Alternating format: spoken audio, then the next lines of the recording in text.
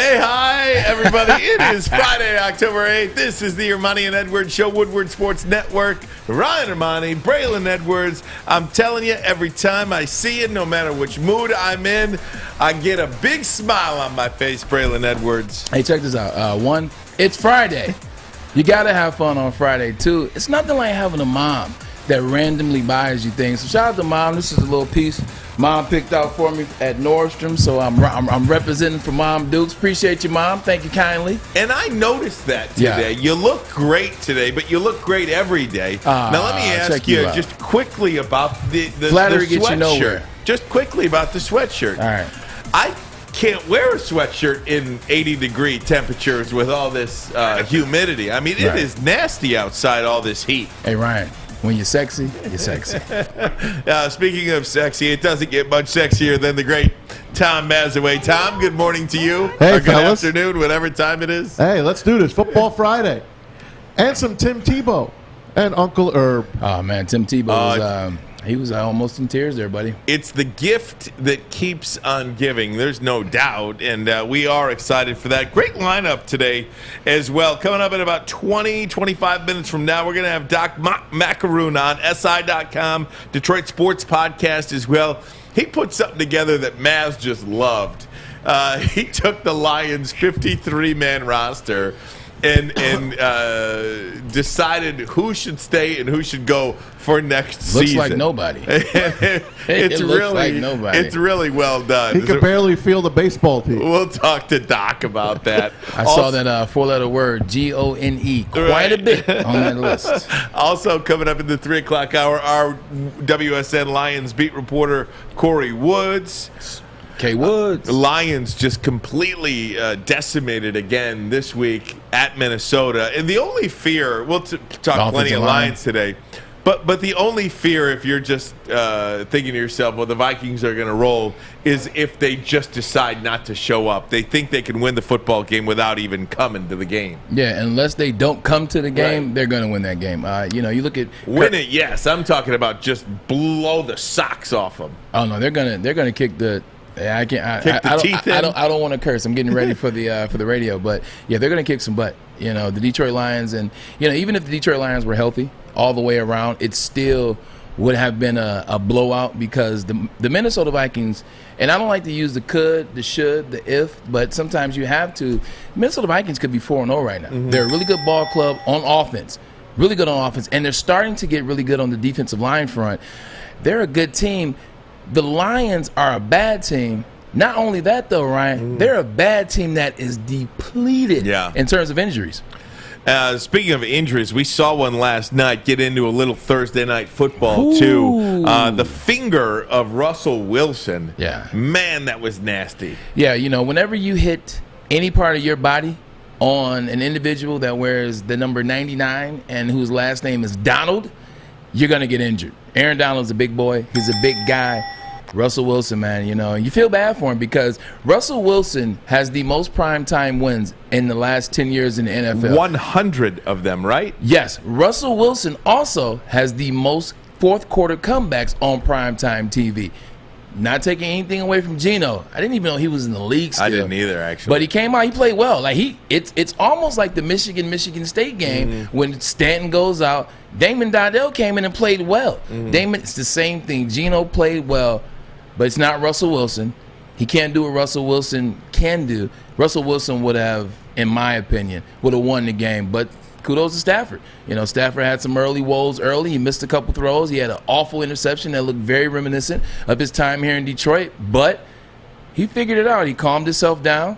He made some throws. He commanded. They used Henderson. They used Henderson in the running back. They used Henderson at running back. He ran well, gave them a lot of yards, showed them something for the future. And Stafford made the throws that he had to do. And he got the first downs that he had to get. He got the points that he had to get. Kudos to Matt Stafford. Primetime game. I know Russell went out, but so what? It's still the NFL. Kudos to Matt Stafford. 352, 1 touchdown, 1 interception. Yeah, the Los Angeles Rams beat the Seattle Seahawks 26-17 on Thursday Night Football. Matt Stafford, 365 yards throwing. That's his third game over 300 yards passing in his first 5. got picked off in the end zone by his former Lions teammate Quandre Diggs. That was fun. Love that guy. As well. I always love that guy. Seriously, wasn't he always a good one? Oh, Yeah, like that, and that's what I'm talking about. One of the biggest knocks on Matt Stafford, and it's well deserved. In clutch moments, he makes terrible decisions, and clutch moments don't have to be in the fourth quarter. They don't have to be with 2 minutes left. Clutch moments, they were on the 10-yard line going in to take the lead. He throws an interception. Not only was it a bad interception, there was no Rams wide receiver in the vicinity. All I saw was 4 green Nike Rush jerseys of the Seattle Seahawks. who won? You saw what? Who won? Everybody that bet Who on won the game? The Los Angeles Rams. I rest my case. What case did you make? I don't even know what you're talking about. We didn't even say anything negative about Matt Stafford. Yeah, you did. I was about to. No, what I said was, typically when Matt Stafford makes those terrible decisions in clutch moments, just like that, but I gave him credit because I said in the second half, he calmed down.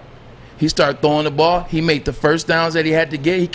He converted the third downs that he had to get. He made the throws that he had to get. I gave him that credit. So I don't know if you're still mad Matthew Stafford's not here and you're dealing with Jared Goff, but I need you to relax. Who's on the board there on the LK line? You said what? Who's on the board there under LK line? Doesn't matter. He doesn't play anymore. Hey, Who cares? let me tell you something about Matt Yeah, Stafford go ahead, too.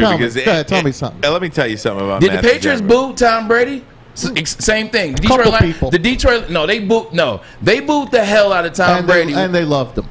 They loved him before the game started, but when he went out there to take the first snap, they booed the It's doggone disgusting. hell out of him. Same thing the Detroit Lions are going to do to Matt Stafford. I'll tell you this right now too, because with Matt Stafford and all this Rams love and all that stuff, I am firmly rooting against the Los Angeles Rams so much this year. Number one, first and foremost, as a Lions fan, I would like the Rams to have as many losses as possible, so that pick that we get for the Rams pick is a better pick. That's one. And number two, I don't know, there's been a transition for me because week 1 I was rooting for him, week 2 I was rooting for him, and now I'm like, this does nothing good for me. You know like watching Matthew Stafford succeed, I don't get the same pleasure out of watching Justin Verlander succeed for the Astros that I have no pleasure in Matthew Stafford succeeding. Yeah, I think what it is in the beginning, you're a Stafford fan because he's from Detroit. Well, not from Detroit, but yes, he's a Detroit Lion at heart, played here for years. So you're happy he left. The Detroit Lions didn't do necessarily the best by him. So you're happy that he had a chance to go to Los Angeles, get a second crack at the apple, have a different career. So you're excited in the beginning. You say, hey, Matt, I'm happy for you, man. Go out there. Yeah, win the first game. Yeah, win the second game. But then when you get the ESPN fluff piece, right? But then when you get 3-0, then when you get, they're going to win the Super Bowl, then when you get they're better than Tom Brady and the Buccaneers, then that's when it starts to set in. You're like, what the hell with Matt Stafford? I think that's what it is. I think that's why. Aren't you allowed to root for players? Yeah, yes. I'm not getting mad. I'm telling him what it is for him. I was assessing that. I think that's what it is. It's all the ancillary puff pieces about Matthew Stafford. I got news for you, pal. He deserves it because he's been in this crap hole for the first 12 years of his life. And guess what? Nobody knew him. No one even knew Calvin Johnson except us and the real people that watch the NFL because he played here. How many Barry Sanders games were out there nationally? What do you mean? What do you mean nobody knew Calvin Johnson? No NFL fans. Nobody cared about Calvin. No one talked about Calvin Calvin Johnson. Johnson was Megatron. He was the best receiver in the league. Outside of Detroit, nobody cared about him. That's a lie. 12 seasons with Stafford. No. It doesn't matter. Nobody cared about Stafford until he left, and nobody cared about Calvin. Nobody cared about Stafford until he left. You're 100% correct on that one. But Calvin Johnson, that's a lie. Why do you think they got Monday Night Football games? It wasn't because of the Lions. It was because of Calvin Johnson. Oh, it was because of him. But exactly. Then that means they take notice. Nobody cared about him because of the franchise he's a part of, which is the Lions, and they First of all, there's a little thing called fantasy football. Oh, yeah, and fantasy football is great, but for a fan base, no. Fan is fantasy football. Yeah, everyone knows Calvin Johnson. Nobody cares about Calvin in the sense that, sure, he's a Hall of Famer, and I respect him fully. He's done what others can't. But He played for the Lions, so nobody cares. Here's the thing: outside of Lions. Okay, have you ever been outside of Detroit and had this conversation so you can see if your conversation is correct? No, have you ever been in LA or Texas or Atlanta? I will say this: I exactly. refuse to admit that I'm a Lions fan outside of Michigan because nobody cares. So then you don't have any proof with that. No, it's just a general. Like it's people an know assumption. Brady because he won stuff. But this is an assumption. People know Calvin because he played in Detroit. Detroit Lions fans know, but outside of that, nobody cares. Here's news: I played in the NFL while Calvin was in the NFL. I played in Cleveland. I played the players are going to care. No, let me finish. I played in Cleveland. I played in Seattle. I played in San Francisco, and I played in New York. Fans knew who Calvin Johnson was. But did they care, though? Yes. You think so? Yes. Because the Detroit Lions have been a losing franchise, he's always a great player. Yeah, just nobody cares outside of the Lions. I don't want to say nobody cared about him. When you're doing something special, when you're doing something special at an elite level in any sport, people are going to care. And I understand that with the Detroit Lions. When you're doing something elite, 1,900 yards on the precipice of 2,000, 17 touchdowns. That's elite. Let me bring up just one more, and then I'll be done. You're good. Clarissa Shields. She's on that board. She's the greatest women's boxer of all time and one of the greatest boxers. Does anyone care outside of Flint, Michigan? I cannot believe you just tried to compare Calvin Johnson and Clarissa Shields. It's greatness. You know what? It's greatness. What do you mean? That's both greatness. I'm not even looking at you right now. How dare you? You know, when you're a great player and you play for a losing franchise, you're appreciated, but people probably feel bad for you. But I look at Joe Thomas, right? Joe Thomas, he's a Hall of Famer, isn't he, Joe Thomas? First ballot, yes. Yeah, Calvin Johnson. Think about these all-time great players, these Hall of Famers that play for crap organizations. I don't even know how we got on this topic. Maybe it was the Matt Stafford thing, how we went down this road. But I'm just rooting against Stafford now. I'm so indifferent towards him. You can't compare Joe Thomas, who's an offensive lineman, who no one knows offensive lineman anyway. You can't do that. Calvin Johnson is an individual that got in the end zone a lot. Calvin is an individual that stayed on ESPN top 10. Yeah. Calvin Johnson is an individual on Thanksgiving. You can expect to see 356 yards against the Dallas Cowboys. Yep. People know. If any of you have been outside of the state of Michigan and had this conversation, then I will listen. I have, and they know who Calvin Johnson is. Last night, Matthew Stafford won a game for his team. He's 4-1.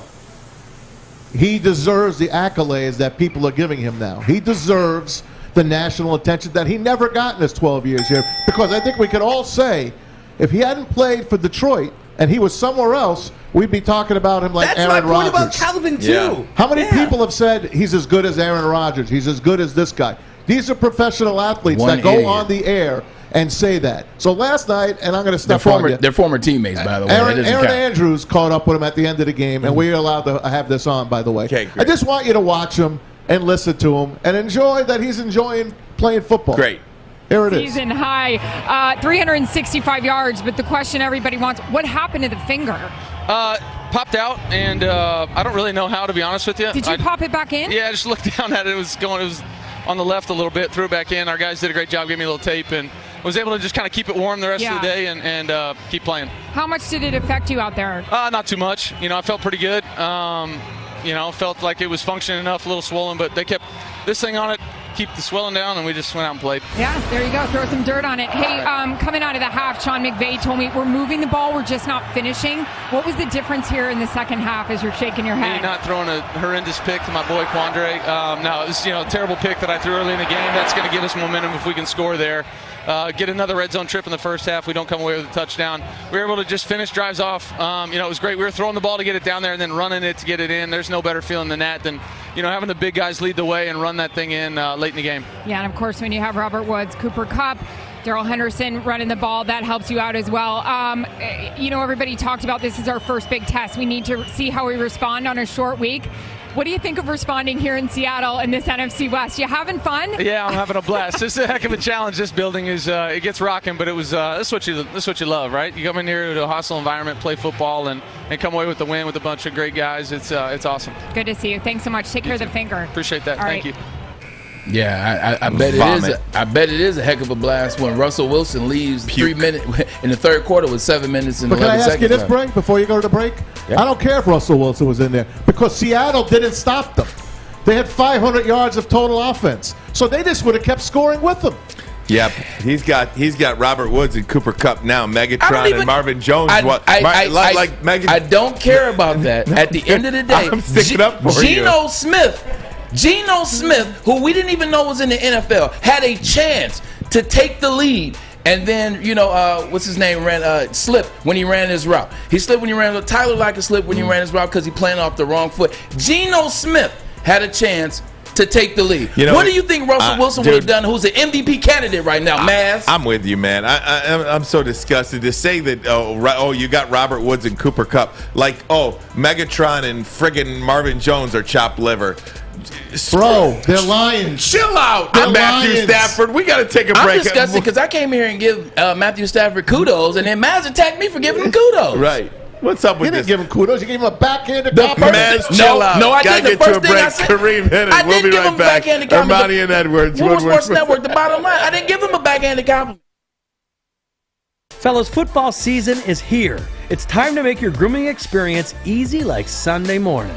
Get to Lady Jane's Haircuts for Men. Walk in, relax, watch your favorite team play, and before you know it, your hair will be game ready. Get to Lady Jane's, open 10 to 8, 7 days a week. Walk in anytime. It's wicked Make sure you download the Woodward Sports app in the App Store and the Google Play Store today. Take Woodward Sports with you wherever you go and listen live on your phone or mobile device. Hey, it's Maz from MyBookie.ag, our studio sponsors. We thank them. Who else would you want to bet with when you're putting down your money? MyBookie, the only sports book that has the super contest. You can't miss out on this one. Enter $10, turn it into $10,000. Weeks 5 through 8, that means this week, pick against the spread, get them right, earn points, rise up the standings, take home the $10,000. If you need another reason to head to MyBookie, check out their free $20,000 blackjack tournament right now. And don't forget, use that promo code Woodward. When you make your first deposit, they'll double it for you. Woodward on mybookie.ag. Double your first deposit. Bet anything, anytime, anywhere with MyBookie. All right, so you got anything you want to keep going with this, or you want to get to the Lions? Because this Matthew Stafford thing gives me heartache. No, I don't have anything else to say. I gave Matthew Stafford a compliment, and then they tried to say that I gave him a backhanded compliment, which I didn't. Right. I was talking about his growth.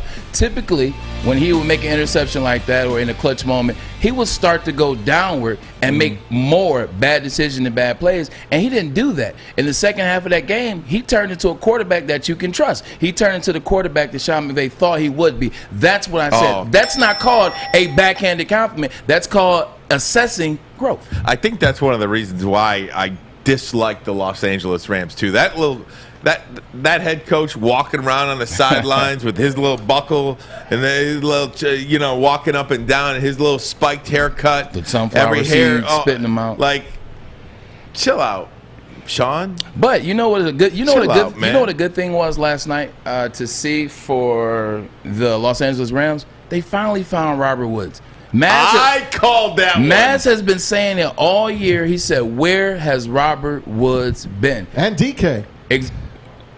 DK Metcalf on the other side. DK on the other side, though. But both receivers showed up in that game. Both quarterbacks, they made it a focal point. Russell Wilson made it a focal point to find DK Metcalf, and Matt Stafford made it a focal point to find Robert Woods. 150 yards. That's good for the Los Angeles Rams moving further into the season. All right, let's get into some Lions talk now. 0-4, getting ready to face the 1-3 Vikings in an absolute get-right spot for the Minnesota Vikings. But that's a power shift. They're approaching a 10-point favorite. 9.5-point favorites are the 1-3 Vikings over the Lions. Frank Ragnow out. Romeo Okwara out. TJ Hawkinson back but limited today, and Penei Sewell missed practice again. Anthony Lynn expecting to be without Penei Sewell on that offensive line. You were talking about you've got 3 first-round picks on that offensive line. All 3 of them expected to miss this game. Yeah, it's going to be tough. Just what we were talking about early on in the show, they're a bad team when everybody's healthy. Right. And now you take away the best part of their team, which is the offensive line. Everybody's injured on the offensive line. They're banged up. Like, they are a depleted team. And they're playing a team that's the other thing. They're going to Minneapolis. And they're playing a team that's good. Kirk Cousins is having a really good start to this NFL season. Like I said, that D front is really getting it going. Ron Johnson talked about that yesterday when we had him on the show. I'm talking about the defensive line, talking about Harrison Barnes. They're getting it going in the right way. And if you look at the Vikings, man, they lost in overtime to a Bengals team that's pretty good. Maz has been high on the Bengals. They're a pretty good team. They missed a field goal that could have won them the game against the Cardinals, who are a really good team, arguably the best team in the NFL. They're a really good team, man. It's going to be a blowout. One of the things the Lions have to do is start fast. Lions offensive coordinator Anthony Lynn talked earlier this week about just that. They want to get off to fast starts. Take a listen. And we'll get that for you as soon as we can. But, yeah, your former coach, Braylon, Anthony Lynn, talked about, hey, we have to get off to faster starts. We can't leave points there on the field, all this stuff. So it's one of those situations where look, you're only as good as you are. Obviously, everybody wants to start out fast, but you might not have the horses out there to do that. Yeah, there's a lot of cliche sayings that they say in the NFL or in sports in general. One of them is, start fast. We need to start fast. Hey, we need to convert on third down. Hey, we need to finish our blocks. Hey, we need to finish in the fourth quarter. None of that matters. All that sounds good, but you actually have to do it. What is your plan, A-Lin? That's what we used to call him when I played for the Jets and the Browns. A-Lin, what is your plan for starting fast? How are you going to start fast? Because here's something interesting. You got two good running backs in the backfield. Both are healthy. DeAndre Swift is very healthy now. But I haven't seen you use them the way in which they could be used. I haven't seen you run the ball enough with Jamal Williams in the first half. I haven't seen you take DeAndre Swift out of the backfield. At Georgia, he was really good at being in the slot. He was really good at motioning. He was really good at taking direct snaps.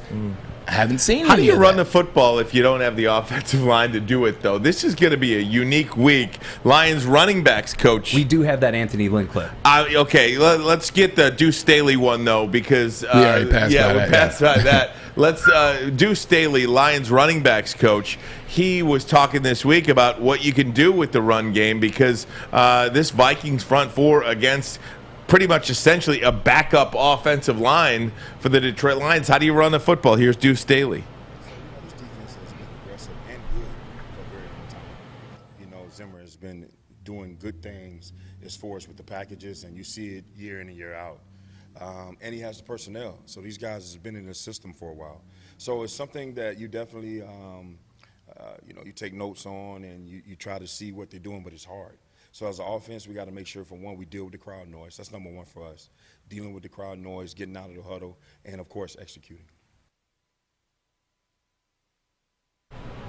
It's a lot easier to execute when you got some horses. Backup offensive line, you'll see what you can do. Look, I mean, all you can do with this Sunday's game, I think, is sit back and pray. You know what? The spread really should be 14. Yeah. It's only 9.5. Who knows? Maybe they hang in this game. I don't think they could win it, but maybe they hang in there. Look, what did we think about Baltimore, right? We thought that was going to be a blowout. But everybody was healthy in that game with the exception of Jeff Okudah. That's true. And they were home. Good point, Maz. They were home. Everyone was healthy. You still had the offensive line. You had Penei Sewell, who was still doing decent-ish. This is different, man. Like, it's always tough to play with injuries, especially when you have like some of your main players or your main positions. Like the offensive line is the best position for the Detroit Lions. 35 points they gave up twice last year to Minnesota. One of those games they scored 34. Yeah. Matthew Stafford was the quarterback right? I got an interesting. Where's he now? I got an interesting question. You got to tell me, and I talked about this last night on the group chat. You got to tell me why Matt Stafford is better than Kirk Cousins. Well, I mean, he can make all the throws, right? Sometimes he can make all the throws. He has a bigger arm. He's a gunslinger. He throws it. He can throw it at an angle. Kirk Cousins passes for 5,000 yards, 4,400, 4,600 touchdowns, and he has more playoff wins. Ooh, hey, we're going to talk to Doc Maakaron. Coming up, Maz, help me. Doc. That's good. Yeah. We're going to talk to Doc. Doc's that's friggin' guy. Doc Macaroni. Detroit Sports Podcast, SI.com. We'll talk to him next. Hermione and Edwards. Woodward Sports Network, the bottom line. Okay, you thirsty little spin goblins. I want you to pedal into the next dimension. Spin it. Spin. Spin! Uh-oh! Carmen's falling behind. Let's give her the hiss of shame. Spin! Spin! Spin till you bleed! Don't ride the bike of shame. Come to Planet Fitness and find your own lane with tons of equipment, free fitness training, and no hissing. Join today for just $10 a month. All right, Lions and Vikings this week. Hey, I want to tell you about Northwestern Tech, though. It is a industry that is always essential, the heating and cooling industry. All you got to do, go to northwesterntech.edu for more information. And we certainly appreciate their partnership here on Woodward Sports Network. Let's get into some Lions talk now, if we could. Lions and Vikings. Minnesota, a 10.5-point favorite. To help us talk about it, Doc Maakaron. SI.com, Detroit Sports Podcast. Doc, how you doing, my friend? Thank you guys so much for having me. I'm definitely looking forward to talking Detroit Lions. Kareem, turn them up. Can't hear him yet. Hold on, Doc. Sorry, Doc. No, it's not you. It's us. Hold on, Doc. Hold on, Doc. Alex is off today. Alex is off today. We've got our pinch hitters in the booth, but it's all good. Kareem will do just fine. Kareem's going to come through for us. All right, he's going to have one of those games like Geronimo Jansen. Doc, hang tight. We're going to get right back with you, okay? Because we can't hear you right now. Oh, do we have you? Try now. Sorry. No worries. Oh, we got you. Yes. Yes. Hey, Doc, officially pronounce your last name. No problem. For the future reference, like the cookie, Doc John Maakaron.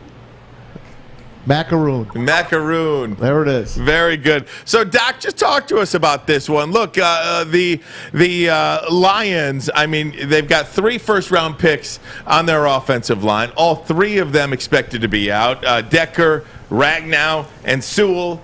How do you even approach this game?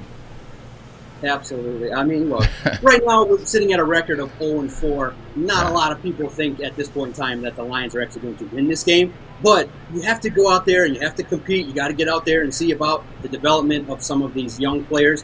And look, I think that even though the Lions sit at a record of 0-4, they've been in these games. They've just fallen a couple plays short here and there late. And if this team can start this week out there at Allen Park, Anthony Lynn, Jared Goff, and Dan Campbell have talked about starting a little bit faster on offense. And look, you're going out there to Minnesota, you're playing a Vikings team that, like you guys have said, maybe aren't the best team right now. You can compete, but right now here's the problem with the Lions. They just don't have enough weapons to go out there and play 4 quarters of football. So while, yes, I think the bottom line is they're not a team that's poised to win a bunch of games, I think there are still a lot of subplots within the Lions on the offensive line, defensive line, and on the offense that I think everyone could pay attention to and enjoy some football. Yeah, you know, Doc, brother, that was coming at you. Yeah, we talked about that. We talked about the good things that they did early on in the season. We talked about the first half of that Green Bay game. We talked about the fourth quarter of the 49ers game, and we talked about the way the defense contained Lamar Jackson, which isn't an easy feat. They sacked Lamar Jackson 4 times. They should be proud of that. But then everybody got hurt. Their best position for the Detroit Lions is the offensive line. Everyone's hurt on that offensive line. You look around, Okuda's out. You know, you look at Melifanu is out. Like, everybody's out. So what I would ask you, Doc, is what can the Lions do in this game with the players that they have to do anything to try to stop what the Minnesota Vikings can do on offense? Yeah, I think the best strategy for this Lions team, and speaking to the injuries real fast, look, I think Brad Holmes, Dan Campbell, when you sign a 6-year deal and you're Dan Campbell, you understand this is a long-term rebuild. So wins, I don't think, are that important. So whenever any of these guys are nicked up, boom, headed to IR, boom, taking time away from practice. So I think this organization is poised for a long-term rebuild, maybe not using that dreaded T-word tank, but I don't think they mind as much losing each and every week as much as the fans get all frustrated with it. But this week, I think with that offensive line, maybe potentially you see Vaitai move over to the left-hand side. But Dan Campbell today spoke to the media and said that Sewell and TJ Hawkinson could return. So with this, the game plan for this Lions team each and every week is to play boring, is to run the football, try to establish that running game with the horses that you do have in Jamal Williams, DeAndre Swift, TJ Hawkinson, try to slow the game down, and with whatever defense scheme you put together, try to limit the damage in terms of big plays against the Vikings. Then you can kind of keep the game close. I think if you start fast and maybe score a couple more points than 7, which you've been averaging now for the first 4 games, if you can maybe potentially get out to a lead and play from ahead, this is an opportunity for the Lions to compete and win. But, bottom line, when you look at the Lions collectively, they shoot themselves in the foot. I've never seen a team so far through the first 4 games make that many mistakes and commit self-inflicted wounds. So if they can limit that, perform, incrementally get better, then they can compete. But no, I don't think that nobody is expecting the Lions to go out to Minnesota and take down a W. Absolutely not. Hey, John, Doc Maakaron joins us here on The Bottom Line. Hey, Doc, you wrote something funny this week. You kind of looked ahead till next year's Lions, and you went position by position, and I'm going to just go for it. All 3 of us could share here. I'll start with the quarterbacks, and you tell me if they're gone or if they're staying. Okay, you got Jared Goff, David Blau, Tim Boyle. Staying. Because of the fact that, with Jared Goff, you've seen now early on, I think we've all seen what we need to from Jared Goff. Turn around, hand the ball off, and short incremental passes. Try not to lose us the game, please. Please stop putting the football on the ground whenever you whiff a little bit of pressure. So for me, I want 3 brand new quarterbacks. I don't have any beyond 2022.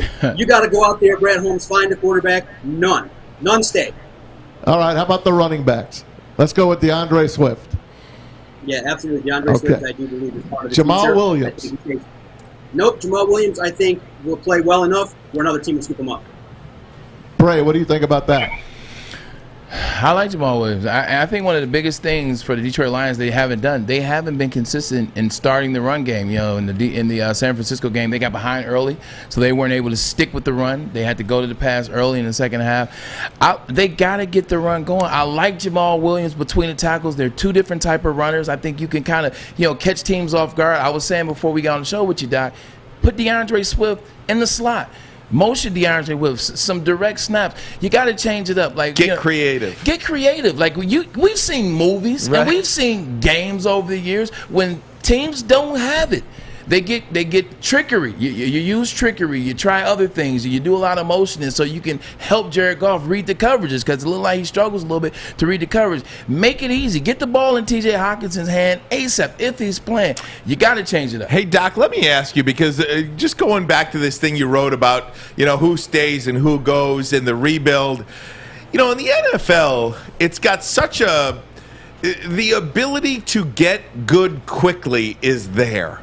Why doesn't it feel like that here in Detroit? like it feels like we're a normal rebuild, whatever that means, should take 2 or 3 years, 3 years max. It's taking us 60. This does feel like a 4 or 5 year situation to me. What do you say to that? And am I off base there?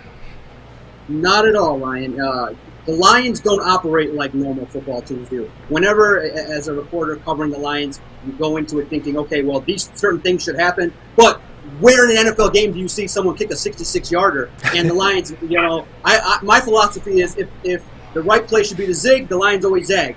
And so for the Lions, I think they're trying to change the culture with general manager Brad Holmes, and it starts with the draft. And his philosophy, he has one, is to build through the trenches. And this draft, I know Maz was not too fond of Sewell. He's 20 years old. If he does end up being the anchor of that offensive line and you actually go out there and continue to build that offense, then you have the makings of a team that could have a solid offensive line for many years. But we all have to look at it like this is week 4 of a 4-year rebuild. And I'm of the opinion, guys, that the reason why this team has struggled mightily over the past 12 years is you simply haven't had an elite quarterback to come in here and grab this team by the shoulders and say, this is my team. What the Lions like, they like these choir boy quarterbacks that come in and are really PC, nice to the media, and behind the scenes, are leaders. But do you really believe that, bottom line, 4th down and 5 late in the playoffs, that Matthew Stafford or Jared Goff would have that killer instinct? My opinion is no. And so until you have the prime position locked up. The quarterback position, Jared Goff wasn't it. Matthew Stafford was never it. And that's Doc, the bottom line. You're getting Ryan excited. Doc, I got to tell you, you struck a chord with me here because I said 2 weeks ago, I said Jared Goff is not going to be the quarterback of this team when you make the playoffs 3 or 4 years down the line, in my opinion. Anyway, so the rebuild doesn't even start. I don't even know if you can call it a rebuild until you get the quarterback. Yeah. So just, react to that if you think I'm crazy or if you think that's along the right lines. Absolutely not. You are not crazy in that right now, like I said, 4 weeks into a rebuild, you're now starting to identify which players you want to keep, which players you want to move on from, and you're establishing culture, which means basically just try not to be a douchebag. Please come in and work hard. I love it. Can you please be somebody that can catch the football fundamentally? That's what we're talking about. I know everyone thinks that the Lions are going to supersede everybody else. No, we're talking about when you're wide open, can you please secure the football? When it's 4th and 1, can you please not fall down? Can you not please go off sides multiple times back to back? That's what they're trying to establish over the next 13 weeks. Then after building through another free agency class and another draft, then you have the opportunity to go out there and pick a quarterback. And right now, unfortunately, here's the bad luck the Lions get. All the quarterbacks aren't it. You're getting quarterbacks that from college getting booed to be replaced. There's nobody right now that I would say is ready. So take the time while you have young players under the cap to bring in an infusion of talent. On my article at SIL Lions, I have the Lions overhauling 70% of the roster, keeping only 14 regulars and 2 special teams players. That's how dire this is. And Maz, he's sitting there telling me, Doc, you're too nice. 14 guys. He wants to lop off me roster. Doc, listen, man. So why the hell did Sheila let these guys last year take a CUDA instead of a quarterback and then let them all jump up and down? Let's take Penei Sewell when you got 2 good quarterbacks in Justin Fields and Mac Jones, and you got Micah Parsons on defense sitting there. Tell me, why did she let them do that? Absolutely, man. Look, logic, again, goes out the window. And here's the problem. And unfortunately, there's also a business side of football. Nobody and no owner likes to pay to a general manager and a head coach not to work. So they decided to stick with Matt Patricia and Bob Quinn, and it was an utter disaster. Yes, you're absolutely right. One of the worst decisions that they could make, because you had potentially a quarterback that you could have taken in Justin Herbert if you had enough foresight. But remember, we're talking about Sheila Ford Hemp here. She puts others in charge of everything, and unfortunately now, she's put Rod Wood and Brad Holmes and now Chris Spielman in charge of trying to change the culture. So I know in hindsight you can go back and say, why didn't Sheila do this and why didn't do that? Hey. But now we've got to look at it in the present. I do think they are starting to build in a way that football teams build in the trenches. Doc, I love this conversation. I love this conversation. I got to get a 30-second break in. I got a couple more questions for you. Can you sit tight? All right, Doc Maakaron will be right back with us. This is Armani and Edwards. Woodward Sports Network, the bottom line. Tony is a third-generation logger that has a simple, practical approach to life and work. That's why his Coast DX342 knife is perfect for him. The stainless steel blade is rust-resistant and made for all-weather use. And the double roll-lock safety ensures that it will never inadvertently close when he doesn't want it to. That's why Coast is trusted tough.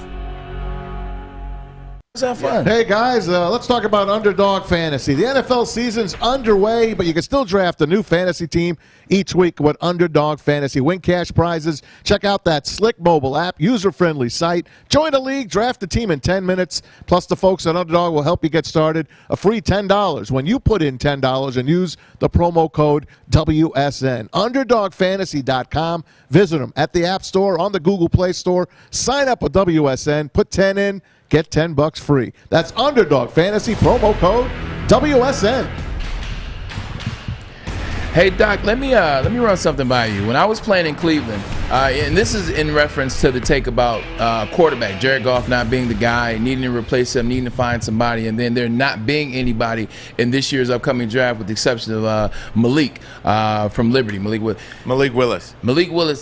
When I was When I was in Cleveland in 2007, we had Derek Anderson at quarterback. Derek Anderson was a quarterback that, he got it done. Went to the Pro Bowl that year. We went to the Pro Bowl together. We had Joe Thomas. We had Eric Steinbach. We had Hank Fraley. We had, I can't remember. I got to go back. But we had a good offensive line. We actually had Pro Bowler and Joe Thomas, and an alternate, and Eric Steinbach. Jamal Lewis from the Baltimore Ravens was our running back. He rushed for 1,300 yards. Kellen Winslow had 1,000 yards, 10 touchdowns. I had what I had. Joe Juravicious was there. Joe Juravicious? Hey, man. Penn State's only, man. The reason why I bring that up is there's no quarterback to be had next year. We're not going to have the 15th pick, so, we're not going to get Malik. My thing is this. Is Jared Goff good enough with a good offensive line that the Detroit Lions have? The Detroit Lions have a good line when they're healthy. They have two running backs that they have to figure it out with. Jamal Williams, as well as DeAndre Swift, they're good backs. They just have to get the consistency. I think you can do some things with Jared Goff if you get some wide receivers, either be free agency, either be in the draft. I think you got to go defensive lineman, maybe Thibodeau if you're high enough. Do you think Jared Goff is good enough to Band-Aid if everybody's healthy and they learn how to run the ball and you get a wide receiver? Absolutely, Braylon. But do Detroit supporters really want a Band-Aid? Now, I understand your positivity and trying to understand being realistic with Jared Goff, but unfortunately, here's the problem. If you're an offensive coordinator, you're scheming an offense. Defenses can quickly stack the box and force Jared Goff to throw the football. And here's the problem. Jared Goff is very risk-averse. He needs his receiver to be galloping free like Matthew Stafford's receivers for him to pull the trigger. And it's unfortunate that you basically now have to set up an intermediate passing attack, and you have to kind of scale back the significance of your offense for Jared Goff to work. Now, of course, that's what the plan is currently. You're going to need to establish a running game. You're going to have the screen game be effective and get the ball out to T.J. Hawkinson. But when it's crunch time, defenses can pretty much clamp down and get everybody in that space and clog everything up so that when you say Jared Goff beat us, it ain't going to happen. I mean, on 4th and 1, and you throw a fastball to Amon St. Brown and you can't execute it. I think Kory asked a great question. He said, why not give the ball to Jamal Williams? I think that putting the ball in Jared Goff's hands in crunch times is something that you don't want to do. Yes, he is the ultimate game manager. And my opinion is you're actually having him throw the ball too much. Turn around, hand the ball off, throw the short screen games, and let's just get to the next season when you can get at least one receiver that can take the top off the defense and get maybe open once. Did you see yesterday the difference between the Rams offense and the Lions? The Rams wide receivers are galloping free. That's not talent exclusively. That's the result of scheme and the offensive genius that is known as Sean McVay. Talking to Doc Maakaron, LionsWriterSI.com, Detroit Sports Podcast as well, has a great Twitter feed. You should follow him there, Detroit Sports Podcast. Hey, Doc, I want to just switch gears, still Lions topic, but switch gears a little bit. We had Dan Orlovsky on our program earlier this week. He talked about how the Lions should pay Calvin Johnson plus some. He went on First Take the next day, or NFL Live, whatever show it was on ESPN, and went and said the Lions should just pay him. Now, said it was criminal. He said it was criminal, all that stuff. Everybody, I said it yesterday, everybody said, well, the NFL doesn't allow you just to pay players for nothing. They've got to sign them to do something. Yeah. I understand all that. But Sheila Ford Hamp, as a billionaire, I'm sure she's gotten creative with her money before. I'm sure she could find a creative way to get Calvin Johnson the money. Hell, maybe invest $2 million in his business. Hell, maybe make a $2 million donation to a charity of his choice. like, there's ways to pay Calvin Johnson to get him back into the fold. What do you say about it? What's your take about it? And what are you hearing from the people that follow you as to what the Lions should do in regards to Calvin Johnson? I think both of you are very accurate. And guys, I'm of the opinion you follow the keep it simple, stupid model. You take the cap hit. It's $1.6 million. And they have cap space, by the way, to take that hit.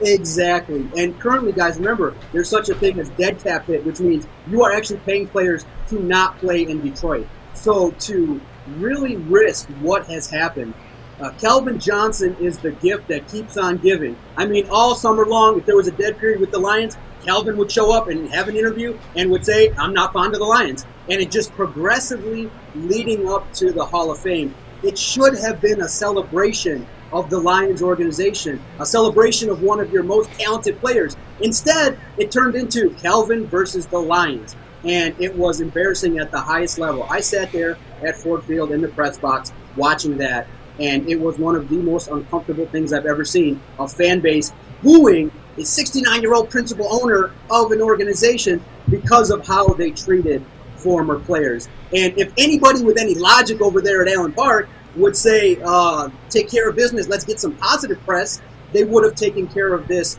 right away. Yes, my opinion is you don't go and skirt the rules. We're not going to go with no bags and cut them any checks. What we do is, okay, $1.6 million, we take the cap hit. Everyone's talking about this team potentially going 0-17. What's another couple $1 million that you're going to throw out there to make this go away? It's a gift that keeps on giving, and each and every interview that he does, that he gets asked about the Lions, it's all negative, and it's unfortunate because players and the culture that you're trying to build, they talk. And if you treat your best players that way, what does that say about your organization? Calvin should be celebrated. And in this manner, I think the organization made one of their worst mistakes that they've ever made. But are you terribly surprised? Yeah, Doc, no one's terribly surprised. This is the Detroit Lions, and that's what they do. And this isn't even a question. This is just me more so agreeing with you as well as Ryan. The Lions haven't had anything to celebrate since ever. Ever. This is the first thing. Just think about it. The last time the Detroit Lions had something to celebrate was when Barry got in the Hall of Fame. Now you have a chance to celebrate. You have a chance to celebrate Calvin Johnson, Megatron, who has performed at the highest level for you always. He's week in and week out, every Sunday or Monday or Thursday, whenever the game is, he's performed for you. This is a chance for the Detroit franchise as well as the fan base to celebrate, and you make it awkward. You make it weird. He doesn't say your name. How does he not say your name? You're that bad that he doesn't mention your name after playing for your franchise for 10 years. Now you want to get even more petty, and so, he doesn't mention our name. We're not going to give him anything. It's just a petty game, man. I'm done. Go ahead, man. Hey, John. I was venting a little bit. John, I got this for you. Jalen Smith signs with the Packers. He cut by the Cowboys. Why'd they cut him? Because they drafted Micah Parsons. Oh, right? Here we go. It's just a bad story. The kid's 26. Yeah, he had a devastating injury at Notre Dame, but he's worked through it, and he's a pretty decent linebacker. You don't sign him? You let him go to the Packers? And I understand it was his choice, but we didn't hear anything. Did you hear anything about the Lions possibly going after him? Not a whisper. And here's the thing, okay? With the Lions and their rebuild, it's not going to be fast. They're going to do it through the draft. And with Jalen Smith, he did come with some baggage. And I want to put it to you guys this way. Sometimes when you look at players, even though they may be hurt, they may not have the same sideline-to-sideline speed that you're looking for, he's still better than what you got. Alex Anzalone, bless his heart, nice guy, works hard. Jalen Reeves-Maybin works hard, ultra-professional, special teamer. Jalen Smith instantly is better than what you have. But unfortunately, Alex Anzalone is a guy that's familiar with Dan Campbell and that defensive scheme. And at this point in time, the Lions are looking for guys that are going to try absolutely hard, that they know, that are going to go out there and be leaders for the younger cats. They want to see Derek Barnes develop. So while you, me, fans, everybody would have loved to have seen Jalen Smith, I think with the Lions and their approach, they're going to do it selectively through free agency. And with that many picks, Brad Holmes, it's in your court. Go out there and pick the players that are going to go out here and compete. And linebacker is going to be a position they target. So I'm okay with them passing on it, but it would have made a splash because we're desperate for anything that resembles quality Take whatever football. we can get. I'm not okay with them passing on it in terms of if that's what it really was. If it was a pass, Jalen Smith had 124 tackles, 142 tackles, 154 tackles in the last 3 seasons. But I don't think it's that. I think it's just the Detroit Lions organization. Like, if you're Jalen Smith and you're coming out of the Dallas Cowboys, and Dallas Cowboys, to me, I think they're the number 2 team in the NFC right now. I got the Arizona Cardinals 1. I have the Dallas Cowboys, and then Matt Stafford and Rams. If you're Jalen Smith and you're coming out of Dallas, you're not trying to come to Detroit Lions. You're like, what? I'm not going there. They don't take care of Calvin. They don't take care of Barry. They suck. They're 0-4. I don't know anybody on their name. I don't even think it was them passing on him. I just think it was them like, we don't stand a chance in hell. I think that's what it was. Hey, Doc, you got any final thoughts for us? Any words of wisdom? Anything that we can chew on for this game, this week's game? Any parting shots, if you will? Yeah, I do have parting shots, but not with the Lions. They're going to lose. Drink, have a good time. I apologize. I didn't bring my A game. I always like to bring my nice wardrobe. I want to put on something to the wardrobe here, guys. Mel Tucker has got back to Michigan State. I want to officially declare on the bottom line. I'm walking off. Yeah, I want to declare on the bottom line. Mel Tucker has ended the reign of Jim Harbaugh. October 30th can't get here fast enough. I think that Mel Tucker has lit a spark in the Michigan State program. And look, Michigan is running an offense that is so antiquated. I tell my patients, because I'm also a psychologist, if you have any sleep problems, just watch Michigan's offense because they'll put you to sleep in 10 minutes. Guys, I love it. Michigan State is back, baby. And there's a lot of maize and blue on that show. I wanted to just bring a little bit of green and white up in this business and really show you guys what's up. Thanks, Doc. I will say this. One, there's only green and white when you guys are 5-0, because before the season started, I didn't see any bumper stickers, any T-shirts, any hats, any Michigan State stuff. Now all of a sudden it's all keep chopping, bring on Mel. What I will say about this is Michigan State is very lucky. This is why you guys are lucky. Your weakest point on the Michigan State team this year is the secondary. Michigan lost Ronnie Bell, and they just lost Roman Wilson last week. You guys are lucky in that department, but you know where you're not lucky? Where does Jim Harbaugh win all of his Michigan State Michigan games?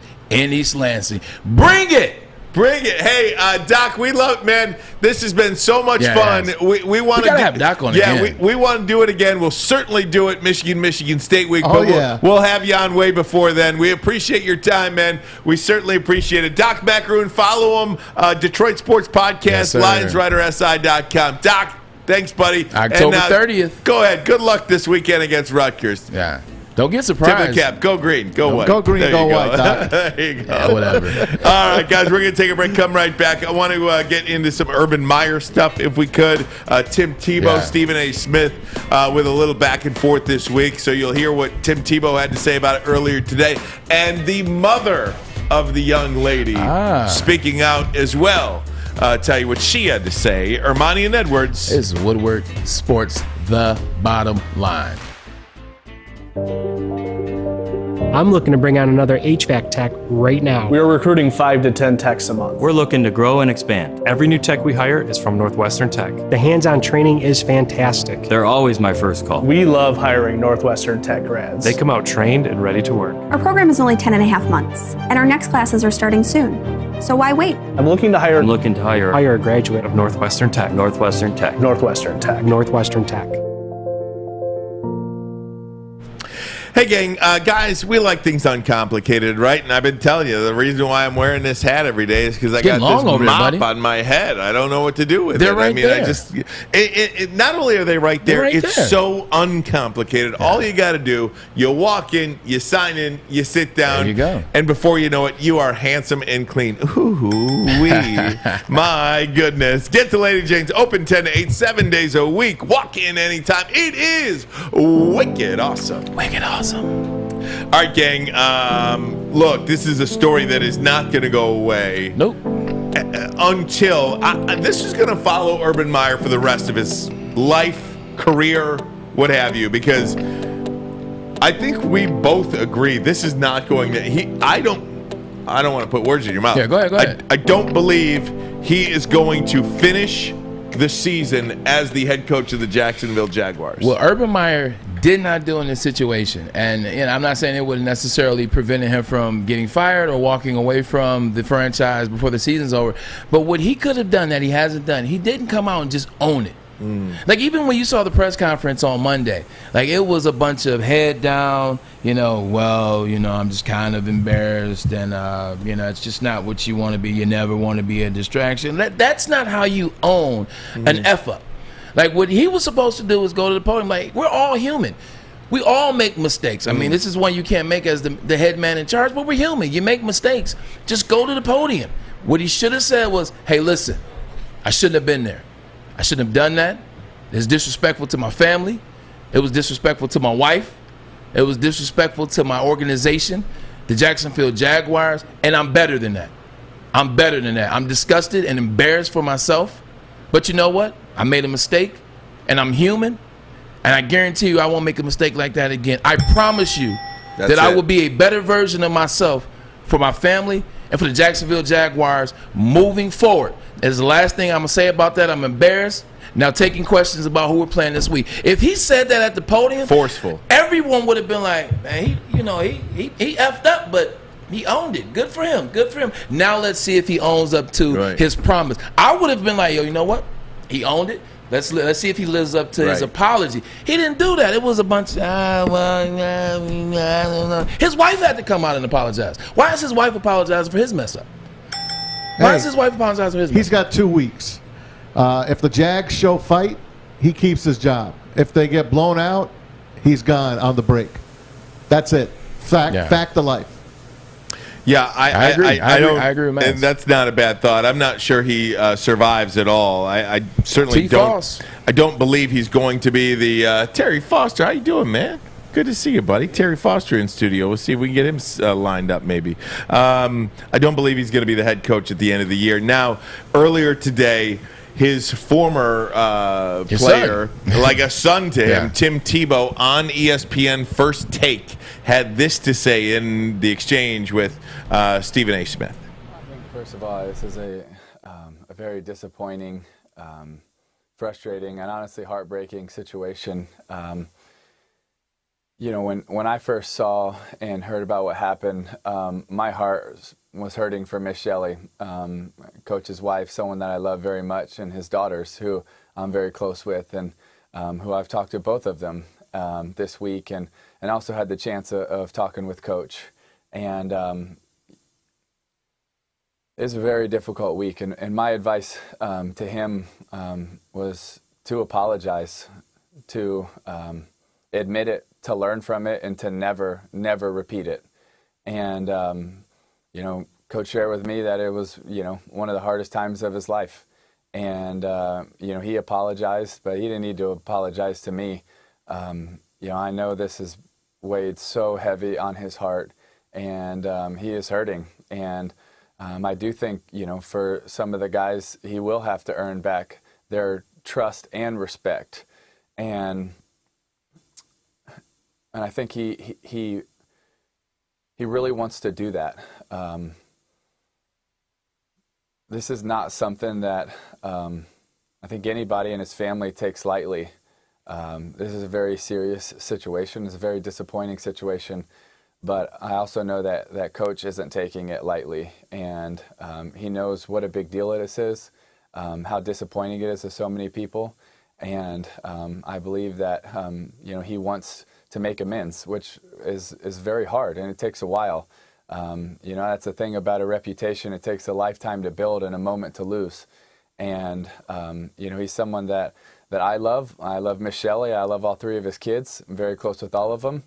And I want to be able to give him the chance to earn back that respect and trust, with at the same time not condoning those actions, but always being someone that gives people a chance to change, to grow, and to be able to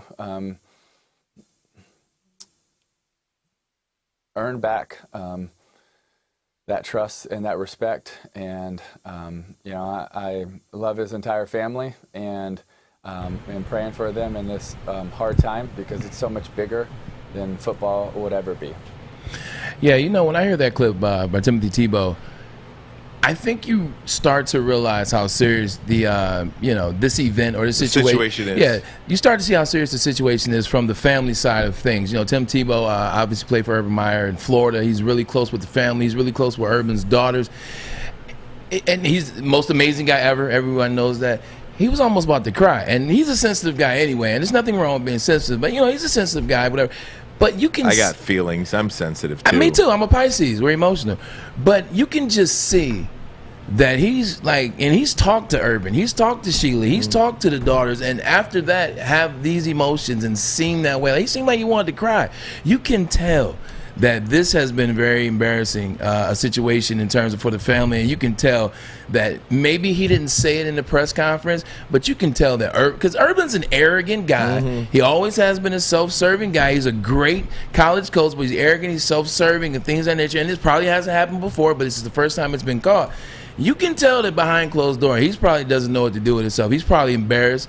He probably doesn't know what to do with himself, because I think you can get that from just listening to Tebow and talk about the situation. I got to get a break in here, Braylon and Maz, but I want to get back to this just for a couple of minutes. Yeah. The mother of the young woman had something to say about this event as well.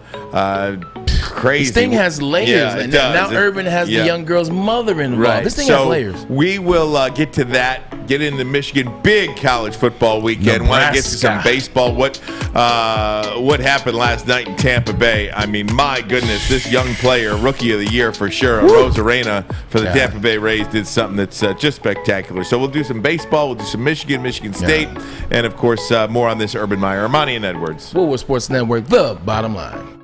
Papa Romano's has a pizza that is pleased to meet you. The Pizza Pizza is a sizzling deal and fully loaded with pepperoni, ham, Italian sausage, ground beef, and bacon. Get a large Pizza Pizza for $16.99 at paparomanos.com.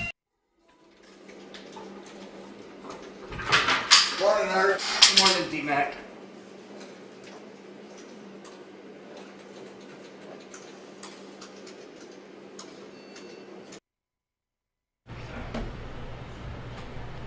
All right, guys, right back here on Woodward Sports Network. Talking about this Urban Meyer situation, and Josh Peter of USA Today spoke with the mother of the 24-year-old woman. 24-year-old woman. She looked older to me. I thought it was a MILF. No, it was not. It was a 24-year-old who was grinding baby on Urban Meyer. And look, 24 years old. I mean, if you're Urban Meyer too, man. Urban's 57, correct? You got 2 daughters. You know what I mean? This is just getting to be a really, really difficult situation here. So the mother of the 24-year-old woman who was recently filmed dancing with Urban Meyer at the Urban Chop House in Columbus expressed concern for both her daughter's well-being and her employment status. The woman in question works at a marketing company that's currently conducting an internal investigation into the incident. Here's the quote. "She can't even go anywhere. It's ruining her life, and it's ruining her life is what it's doing. I'm worried about her emotional status right now." So she works for this media group, and here's the quote. "We've had no prior issues with her whatsoever. She's been a solid asset to the company. We're going to undertake our internal investigation to determine what, if any, impact this has on the company, and we'll proceed accordingly." So you know what? She didn't do anything wrong. She did not. That's BS. That is the mother trying to show you that she is setting up the lawsuit. You got it, That 24-year-old girl didn't know who Urban Meyer was. Like Urban Meyer, there's nothing that Urban Meyer did in terms of, she didn't know he was married. She didn't know who Urban Meyer was. Urban Meyer didn't ruin anything for her. He ruined something for herself. He didn't ruin anything for her. If she's a solid asset and she's a good individual, then there's no problem here. What are we doing an internal interview for? Well, there's a lawsuit coming. What'd you even see? You saw a portion of her face. I saw dancing. If Urban Meyer was not married, there's nothing wrong with that video. So you know how people are, though, right? I mean, they want lawsuits. No, I'm not talking about her at all. I mean, you know how fan bases of people are. I mean, those Buckeye fans, that's what I'm saying. That's who's going after That's her. who's ruining her life. I mean, people who are fans of Urban Meyer believe she ruined Urban Meyer's life, not the other way around. So if you're a fan of Urban Meyer, if you're a fan of the Jags and you love him, if you're a fan of the Florida Gators and you love him, if you're a fan of the Ohio State Buckeyes and you love him, you are torturing this young woman right now. It is not the Jacksonville. Well, actually, it's not the Jacksonville Jaguars fans. You know what it is? It's the weird individuals in Ohio and it's the weird individuals in Florida. Two weird states. I'm just saying, but when you say her life is being ruined right now, that's what the mother is saying. I mean, I think it's BS. I think it's a lawsuit coming. It's the fan bases of Urban who are coming after the young woman. And saying what? I don't know. You ever and saying what? It's no different from being trying to equate it to something. Look at political figures. When you don't like what somebody says, the fan base of whoever will go after you, even though you probably didn't. You just whatever. I mean, I'm surprised people aren't picketing out in front of Matt's house for his vaccine mandate stuff. I understand that. I definitely understand. I'm vaxxed too. I understand that. I understand that, but I'm telling you, I'm just trying to make a correlation on the fly. Leave me alone, Ryan. I understand that, but I guarantee you it's not that. That's how you start to set up the process of a lawsuit. You start dropping like, oh, her life is being ruined. Her life is being ruined. She can't work anywhere. They're coming after her. They feel like she ruined. Well, she should not get fired for this. She's not going to get fired. She's at a dance club, a bar, dancing. She didn't do anything wrong. This guy is not. He didn't film. They didn't film them having sex. She's dancing. And she posted on her Snapchat, she posted a picture and it said, "Who is this guy? He keeps flirting with me." She said it. She said, "You don't think she was being sarcastic? How does she not know who Urban Meyer? I guess maybe at 24, maybe. No. She knows because her friends told her that's Urban Meyer. Right. I mean, everyone knows that's Urban Meyer. Exactly. It's in Columbus. It's in Ohio, wherever hell city it was. I don't know, man. I don't know. I smell lawsuit. Well, if she loses her job, I smell a lawsuit. Why would she? I smell a lawsuit before. I don't know. Why would that company fire her? Dude, why does anything happen anymore at all? Don't use common sense. Cancel culture. There is no common sense anymore. The company Stop using common sense. The company did release a statement, and they did said that they're going to do an investigation of their own, and if it affects the workplace, then they will deal with it. But they made it seem like she's not getting fired from this. Now do you understand why I listen to Casey Kasem every weekend? 70s on 7. I mean, the countdown, the top 40. Just leave me in the 70s. I don't want anything to do with this. So they got them apple bottom jeans boots. You would stay away from that music. Seal Sadaka, Barry Manilow. So Maz picks me up every Sunday to do the Lions pregame show. I don't get a ride. He lives like about a mile away from my house. So Boo. On the cheap side of town, by the way. Stop it. Gross Point is cheap, buddy. So Maz picks me up. I'm like, what are we listening to? Maz listens to ATS Top 40. I said, I said the first time, I said, is that Casey Kasem?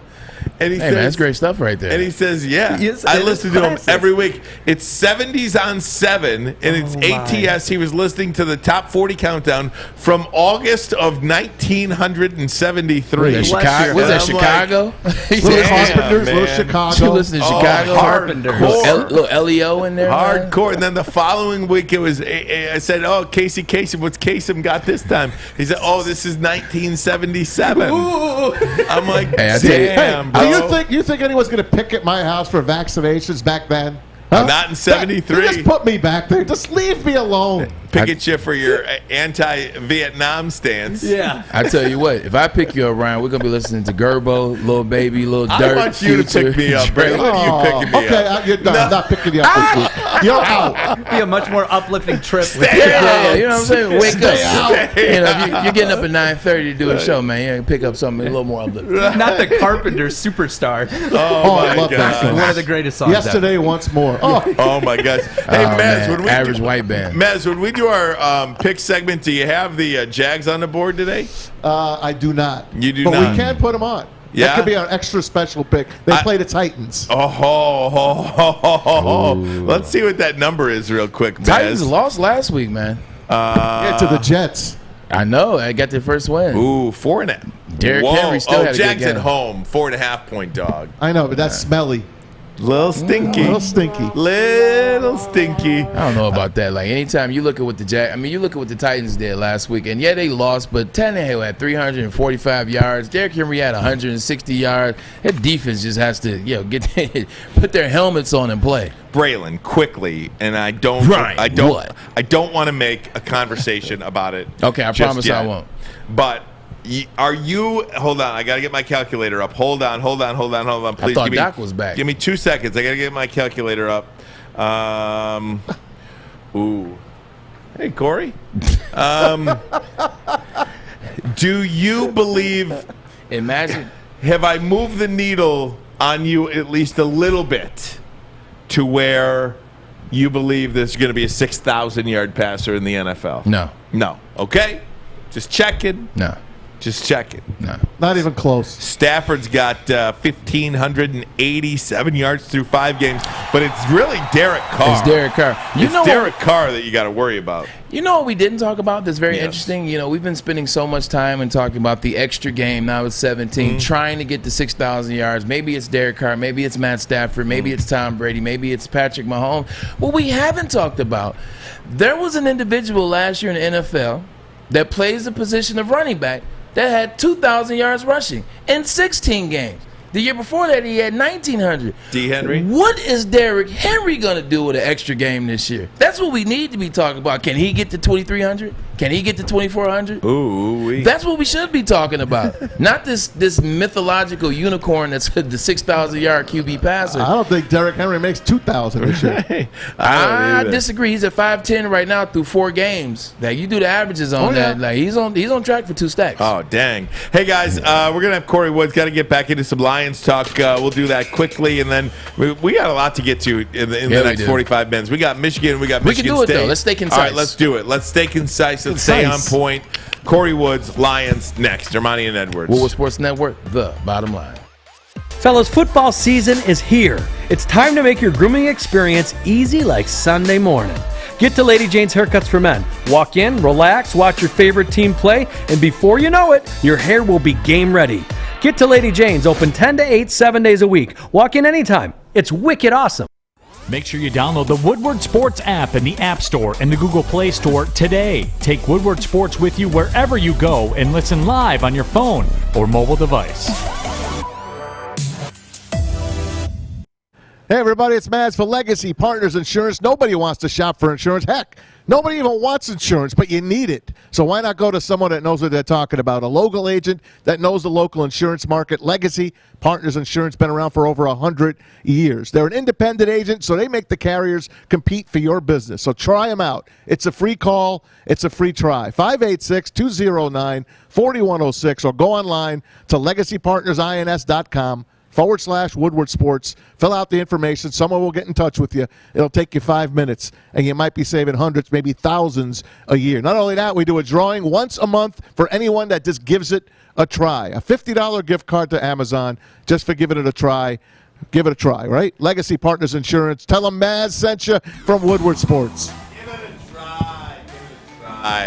Nobody wants insurance. All right, let's bring him in. That's Kory real, Woods, though. Lions beat reporter, Woodward Sports Network. Hey, Kory. Hey, Doc. Hey, Doc. Oh, Doc's back. It's all good. Terry Foster got the cool stroll. Look at it. We'll get Kory up in just a second, but the Lions 9.5 point underdogs this week. You know what? I'm going to wait. I'm going to stop Lions, so I'm going to get to Michigan until I get Kory, okay? Because I want to get everything in. I'm tired of talking about the Lions. Want me to jump in? Please. Want me to jump in for you? I'm sick of the Lions. So the Lions. Now you got me talking about the Lions. There's Kory. Oh, There's Kory. All right, let's do it. Talk Michigan with Kory. Oh, he's wearing the cap and stuff. Oh, man, he's look got at this cap guy. in He's today, 19. man. Oh, I see you 1911. I see you new. Blue. Fine. Somebody put his mic on. Turn your mic on. I'm Phi Beta Sigma, brother. We got to hear you for a sec, Kory. Hang on there, bud. We'll get it right. Kareem Skyhook just got you on. Talk to us. Yep. Where is Kory parked at right now? Is he at a rest stop somewhere? Yeah, so before Hey, Kory, are you muted? Okay, he's not muted. All right, we'll figure it out, man. Give us hand signals. Yeah, right. Ask the question. You can go thumbs up, thumbs down. Kory, try now. Thumbs up, thumbs down. Kory, try to talk now. No, we can't hear you, man. It's those janky. Sorry, dude. It's those janky Let's leave him up headphones. there anyway. It's fun just to see him up there. It's fun seeing him up there. Those are what you call bootleg AirPods. Defeated man today. Let's try this again. Let's hang up and try again. Let's get into Michigan real quick while we can't listen though. Yeah. So Michigan has a tough game ahead. They just played against the Wisconsin Badgers in Madison, and with a great win. They finally got a win. 20 years in the making in Wisconsin, in Madison. All the emotion that they had to display in that game, all the emotion that you saw in the fourth quarter where they took over that stadium and played the jump around and they really beat them down the way that you want to see a team that you support beat down a pretty good team in the Big Ten in Wisconsin in terms of that defensive rush.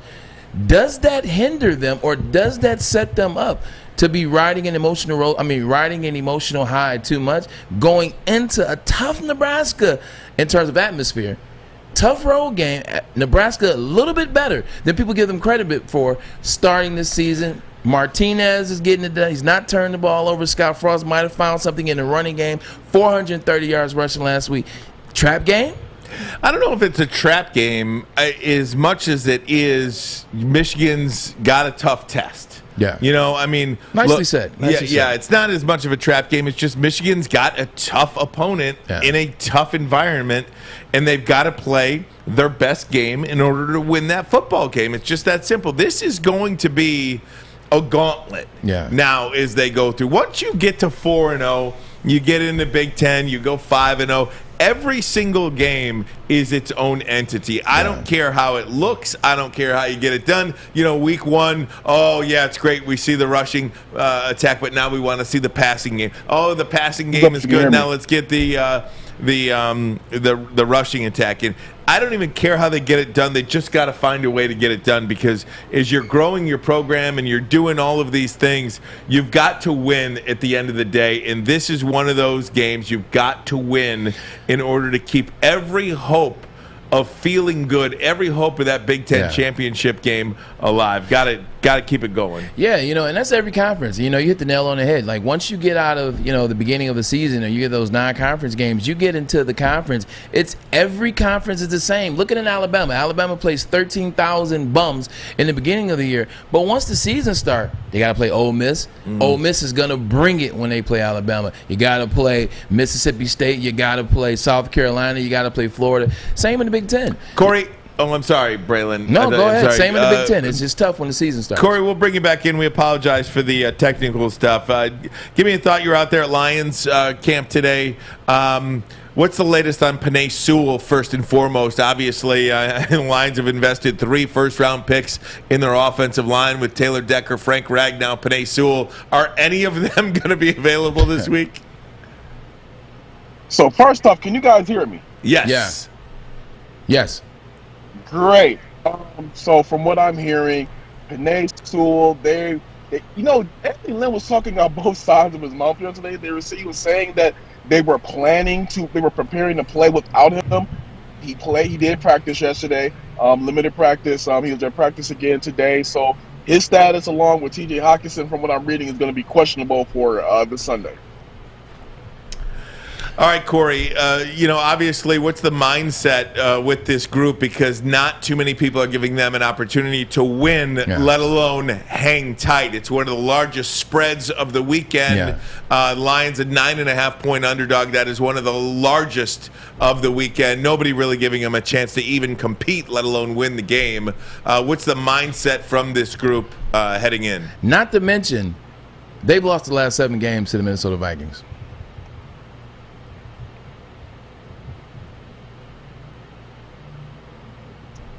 Yeah, so Ben came out tonight because of Olds and then their preseason. So I asked him what was the mentality like this week heading into this game, and he said everybody's morale is up. After the loss on Sunday, he said that they were frustrated, not disappointed, but frustrated. But heading into this game, The morale is high. They had a really good week of practice, and everybody's coming in there focused and ready to go ahead and get the first W of the season. And it's not just only the players. It's not just Dan Campbell. It's from the top down. All of the coaches are just on the same game plan of let's go in here and get this first win, and just keep on practicing hard, keep on playing hard. And they're done just going ahead and coming out week after week and giving lip service, because they even know after a while that can get old. Right now, them going out there and producing out results.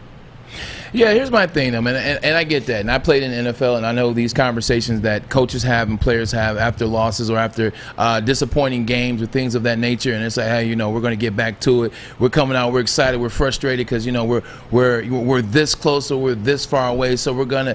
What are they really doing to correct that? Because just going out there and practicing. Like, what are you doing, A-Land? What are you doing in terms of getting DeAndre Swift and Jamal Williams involved early and often? What are you doing in that regard? What are you doing in regards to the decision-making that you've making, Coach Dan Campbell? What are you doing in those bad decisions that you've made? Are you looking at tape? Are you telling yourself, you know what, I got to be better at that. I got to be more assertive. I got to do what's best for the team and not myself and not my mental and what I want to do. What are you doing in terms of lining up twice?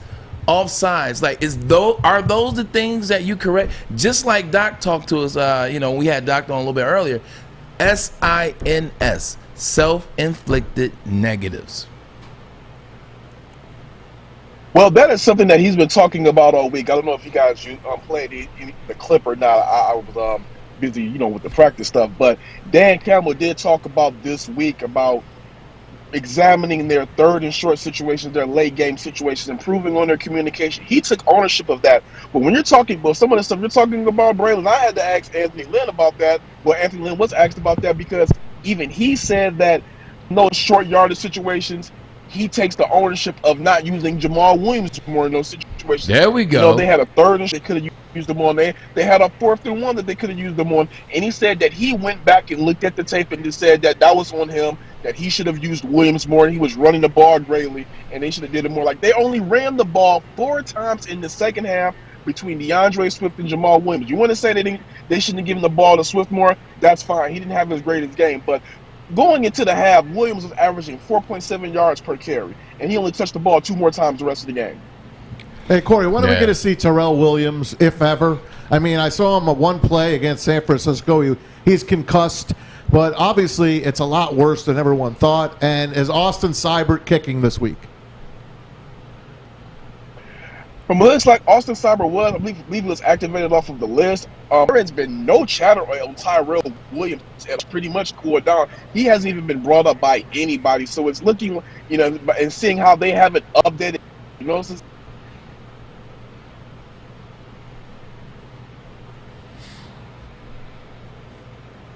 All right, Kory. We're having some trouble with you, so sorry. We're gonna end that one, Kory. We apologize for all the technical stuff today.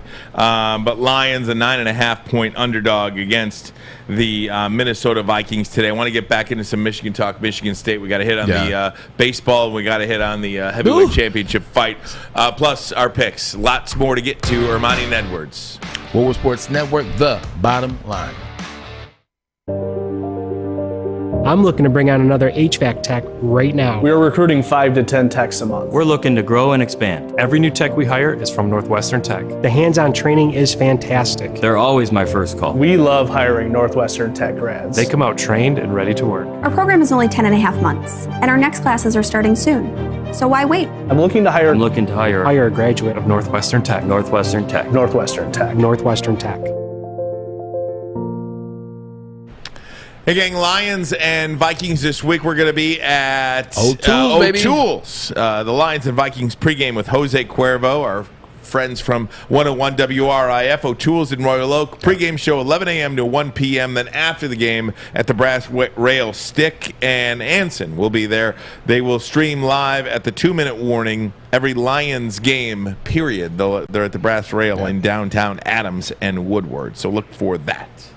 Should be fun, man. O'Toole's, man, right there on Washington and 5th and Royal Oak. Michigan, man. You know, we talked about. I think we kind of previewed that before we were talking to Kory, and we talked about this could be. Once you get into the conference, it's like that. You know, I played in the Big Ten. You know, and it's like that. You know, you'll play a Purdue who might not be that good, and they take you to the limit. You know, you'll play a Northwestern, or you'll play a Nebraska or a Rutgers. It's like that. But what matters is the same thing that we're talking about the Detroit Lions, Ryan. Are you disciplined? Mm-hmm. Are you turning the ball over on the road? That's the one thing that you cannot do when you get on the road. You got to protect the ball. Mm-hmm. Ball carriers, Hassan Haskins, Corum, got to protect the football on the road. That's the fastest way to get beat on the road. Turn the ball over. On defense, got to get after him.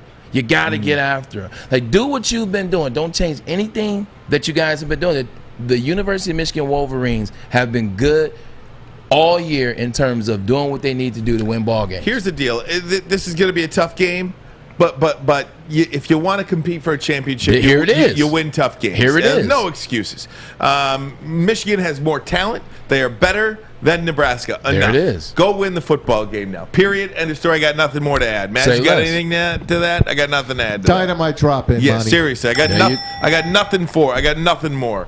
Braylon, Michigan State, the Spartans, they go to Rutgers this week. That's a very tough environment. Look, I've said I think Rutgers gives them a game this week. In fact, I think Rutgers wins that game, and that's not a slight against Michigan State. I just feel as in year 2 of a rebuild, essentially, you're due for a clunker. I think this is Michigan State's clunker. Yeah, you know what? You said that about Michigan when they were playing in Rutgers. You said that it's going to be a closer game than people thought, and guess what? You were 100% correct. You didn't say it was going to be a close game against Ohio State, and Ohio State beat the brakes off of them. So the fact that you're saying, again, I trust you.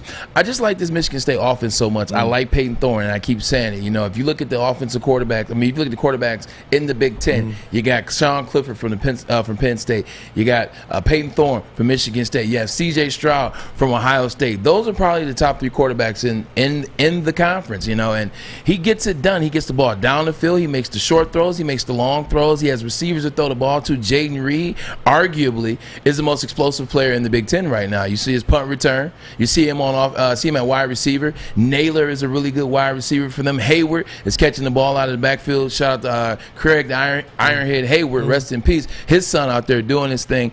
So, yeah, I like Great Michigan. player. I love that kid. Man, New Orleans Saints, Ironhead. Hey, you talking about all-time nicknames, Ironhead. Yeah, man, but they're doing it well on offense, and they have a Heisman Trophy candidate to a certain extent in the backfield. And Kenneth Walker III, he's getting it done. He leads the nation in rushing yards. He's second in the nation in touchdowns, rushing touchdowns. They have a really good offense. Defense, I saw some weak points in that secondary last week with Zappy and the Western Kentucky Hilltoppers. I saw some weak points, and I know they get the ball out early, but if you're a good defense, if you're going to be a D1, you're going to be a Big Ten, you know, going against the Hilltoppers, you're supposed to find a way to kind of like get in the way of that quick pass, to interrupt, to corrupt that short pass, and they didn't. They let Zappy throw for 488. So I think if Shiano and Rutgers could pass the ball, Michigan State could be in for a tough game, like you say. And what does Rutgers do best? Stop the run. Defense, stop the run. Yep. Look what they did against Michigan's rushing attack between Hassan Haskins and Blake Corum. What rushing attack? Yeah, they didn't have any in that game. They went over 100 yards, but that was about 200 less than they were doing. So we'll see if Rutgers can get that done. I want to transition to this because, Braylon, I know you're extremely passionate about what's going to happen on Saturday, and I'm not talking about college football. I'm talking about the heavyweight championship of the world. It is Deontay Wilder and Tyson Fury. Fury, Wilder 3. Well, Fury's going to make $55 million in this one. Wilder, $40 million. Go. You're up here, buddy. I mean, this is what shadow boxing the whole way in. Yeah, for me, this is what I think about this fight. One, Tyson Fury deserves to make 55 over Deontay Wilder. One, he technically won the first fight, but he got dropped twice. He won every round, but he did get knocked down twice. So they gave it to Deontay Wilder, and I don't have a problem with that. He did get dropped twice. I get that. He won the second fight in just blazing fashion. He outboxed him. He out-toughed him. He out-physicaled him in blazing fashion. So that's why he deserves the $55 million. Not to mention he's everywhere. If you're gonna sell a fight, if you're trying to sell subscriptions, you're trying to sell pay-per-view, you gotta have somebody that's out there promoting the fight. You gotta have. Thank you. You gotta have a personality. Tyson Fury is everywhere. He's at those. You're a fight guy. He's at those. He's at the Triller fights, the Showtime fights, the Jake Paul stuff. He's arguing with Floyd. He's arguing with Paul. He's arguing with everybody. So he's selling himself and the fight, so he deserves money. Now, here's what I think about this time, the third time around, 1-1. Tyson Fury. Let me go back. Deontay Wilder was trying to fight Anthony Joshua, but it didn't happen. It didn't happen. Fury thought that Deontay Wilder was going to fight Anthony Joshua. Then it didn't happen. Then 2.5, 3 months ago, they said, "Hey, Fury, you're up. You're fighting." Fury also had COVID twice, though. True, 100%. Yeah. Fury didn't train for this fight like he did in the past, so they came up with a different strategy for this fight. Fury was 275 when he boxed Deontay Wilder 20 months ago. He's 295 now. So the strategy is to put on muscle, which is fat, to put on muscle in his case, and lean on Deontay. Deontay's a more slim, skinnier guy. Lean on him the whole fight. Use your strength, because you out-strengthed him. I don't even know if that's a word. You out-physicaled him. We'll do that way. The first fight at 275. Now you at 295. You're trying to, set it up. And Deontay's coming in lighter. Deontay's coming in at 235, somewhere around there. I get that Fury is a big guy and can hold 300 pounds. 300 pounds is a lot. 3 minutes, 12 rounds. That's a lot of weight. And the other side of that, when people get quiet, Deontay Wilder's a talker. His whole career, his whole career, he's been a talker. He said, you know better than that. Like, that's the kind of guy he is. He's a talker. I haven't heard a peep out of Deontay Wilder in 20 months. Rightfully so, because he got his butt whooped. But I haven't heard a peep out of him until they start doing the promos for the fight about 2-3 weeks ago. When people are quiet, that's dangerous. When people are quiet, that's dangerous. Prediction? I'm taking Fury. Clubber Lang over there. I'm taking Fury, but I think it'll go the distance. I got Fury on cards. Tyson Fury, 300 pounds is going in the distance. He's a better boxer. Yeah. He's a better boxer, and he knows how to. It's tough. Like I said, it's a tough deal. I can't wait to watch it. But he's a better boxer. He's a skilled boxer. He's been doing it for a long time. If he feels he can go to 300. Then I think you can. What do you say, though? I mean, Wilder has come up with every excuse in the book, and that's why I don't respect him. Like, when you lose, go out on your shield, and he did that. But then afterwards, the complaining, the $40,000, 40-pound walkout suit, the glove tampering that he said, Fury. What do you say to that? I agree with you 100%. Like, he complained like a little you-know-what.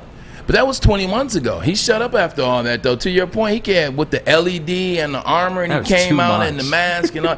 Listen, if you're going to come out like Apollo Creed came out, if you're going to come out like Apollo Creed and Rocky 2, like, I need you to win the fight. Both of them lost. Apollo lost too. So my thing is, he did say that. He did complain. He did make excuses. But then he got quiet, man. He hasn't said anything in 20 months, so it's can interesting. I ask you a question about this boxing thing? Because I love boxing. I hate what's happened to boxing over the last 20 years. They let it die. The heavyweight division disappeared, and that's what happened in boxing. Boxing was always great when the heavyweight division and the welterweight division were great. For the average sports fan right now, and even for a high-ranking sports fan, for lack of a better way to say it, there are 2 heavyweight championships right now. So there are 7. 7. Yeah. There's 7. It's not supposed to make sense. WBO, WBF, IBF, IBO. Don't forget about the ring. Because they're fighting for the ring. The ring. What champion? WBC. Yeah. What was just 2 weeks ago?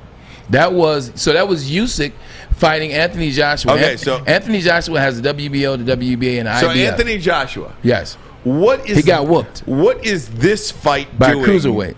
What is this fight doing that fight 2 weeks ago doesn't do or didn't do? Talk. Because 2 things. I know about this fight. I'm excited for Fury Wilder.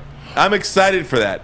I didn't even know that Anthony Joshua was fighting until it was over. So 2 things. One, it's the promoting. It's the leading up to a fight. Like, you see, I'll give you an example.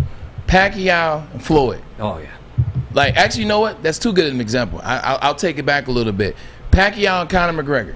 Once they said they were going to do it, you heard about that fight for 7 months. Yeah. You saw all the press conferences that they did. You saw the press tour that they did. They did the pressers. You were invested in that fight.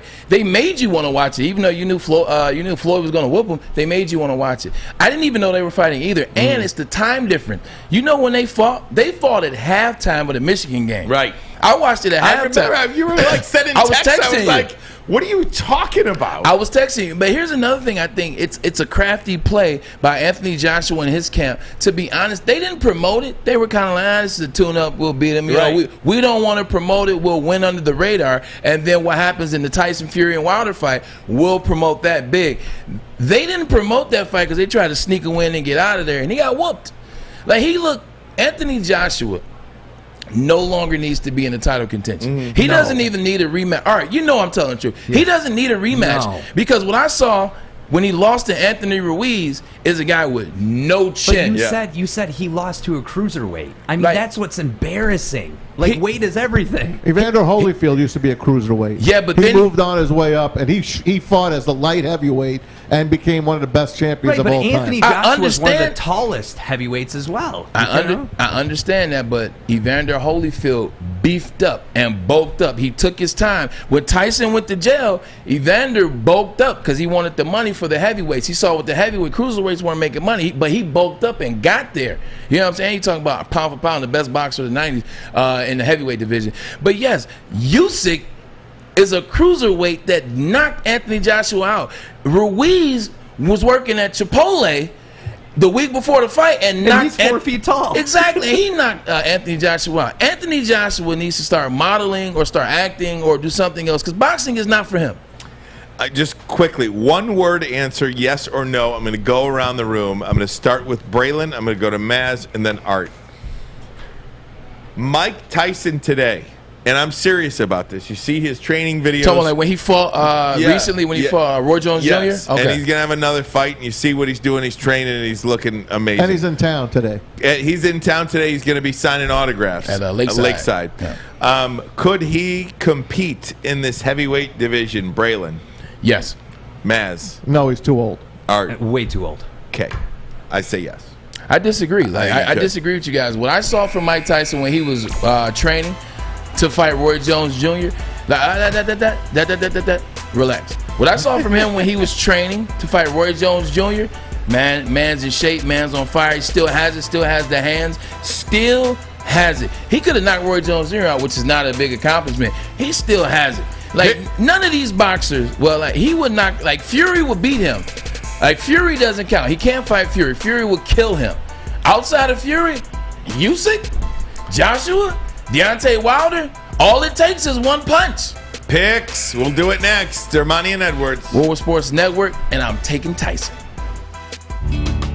Tony is a third-generation logger that has a simple, practical approach to life and work.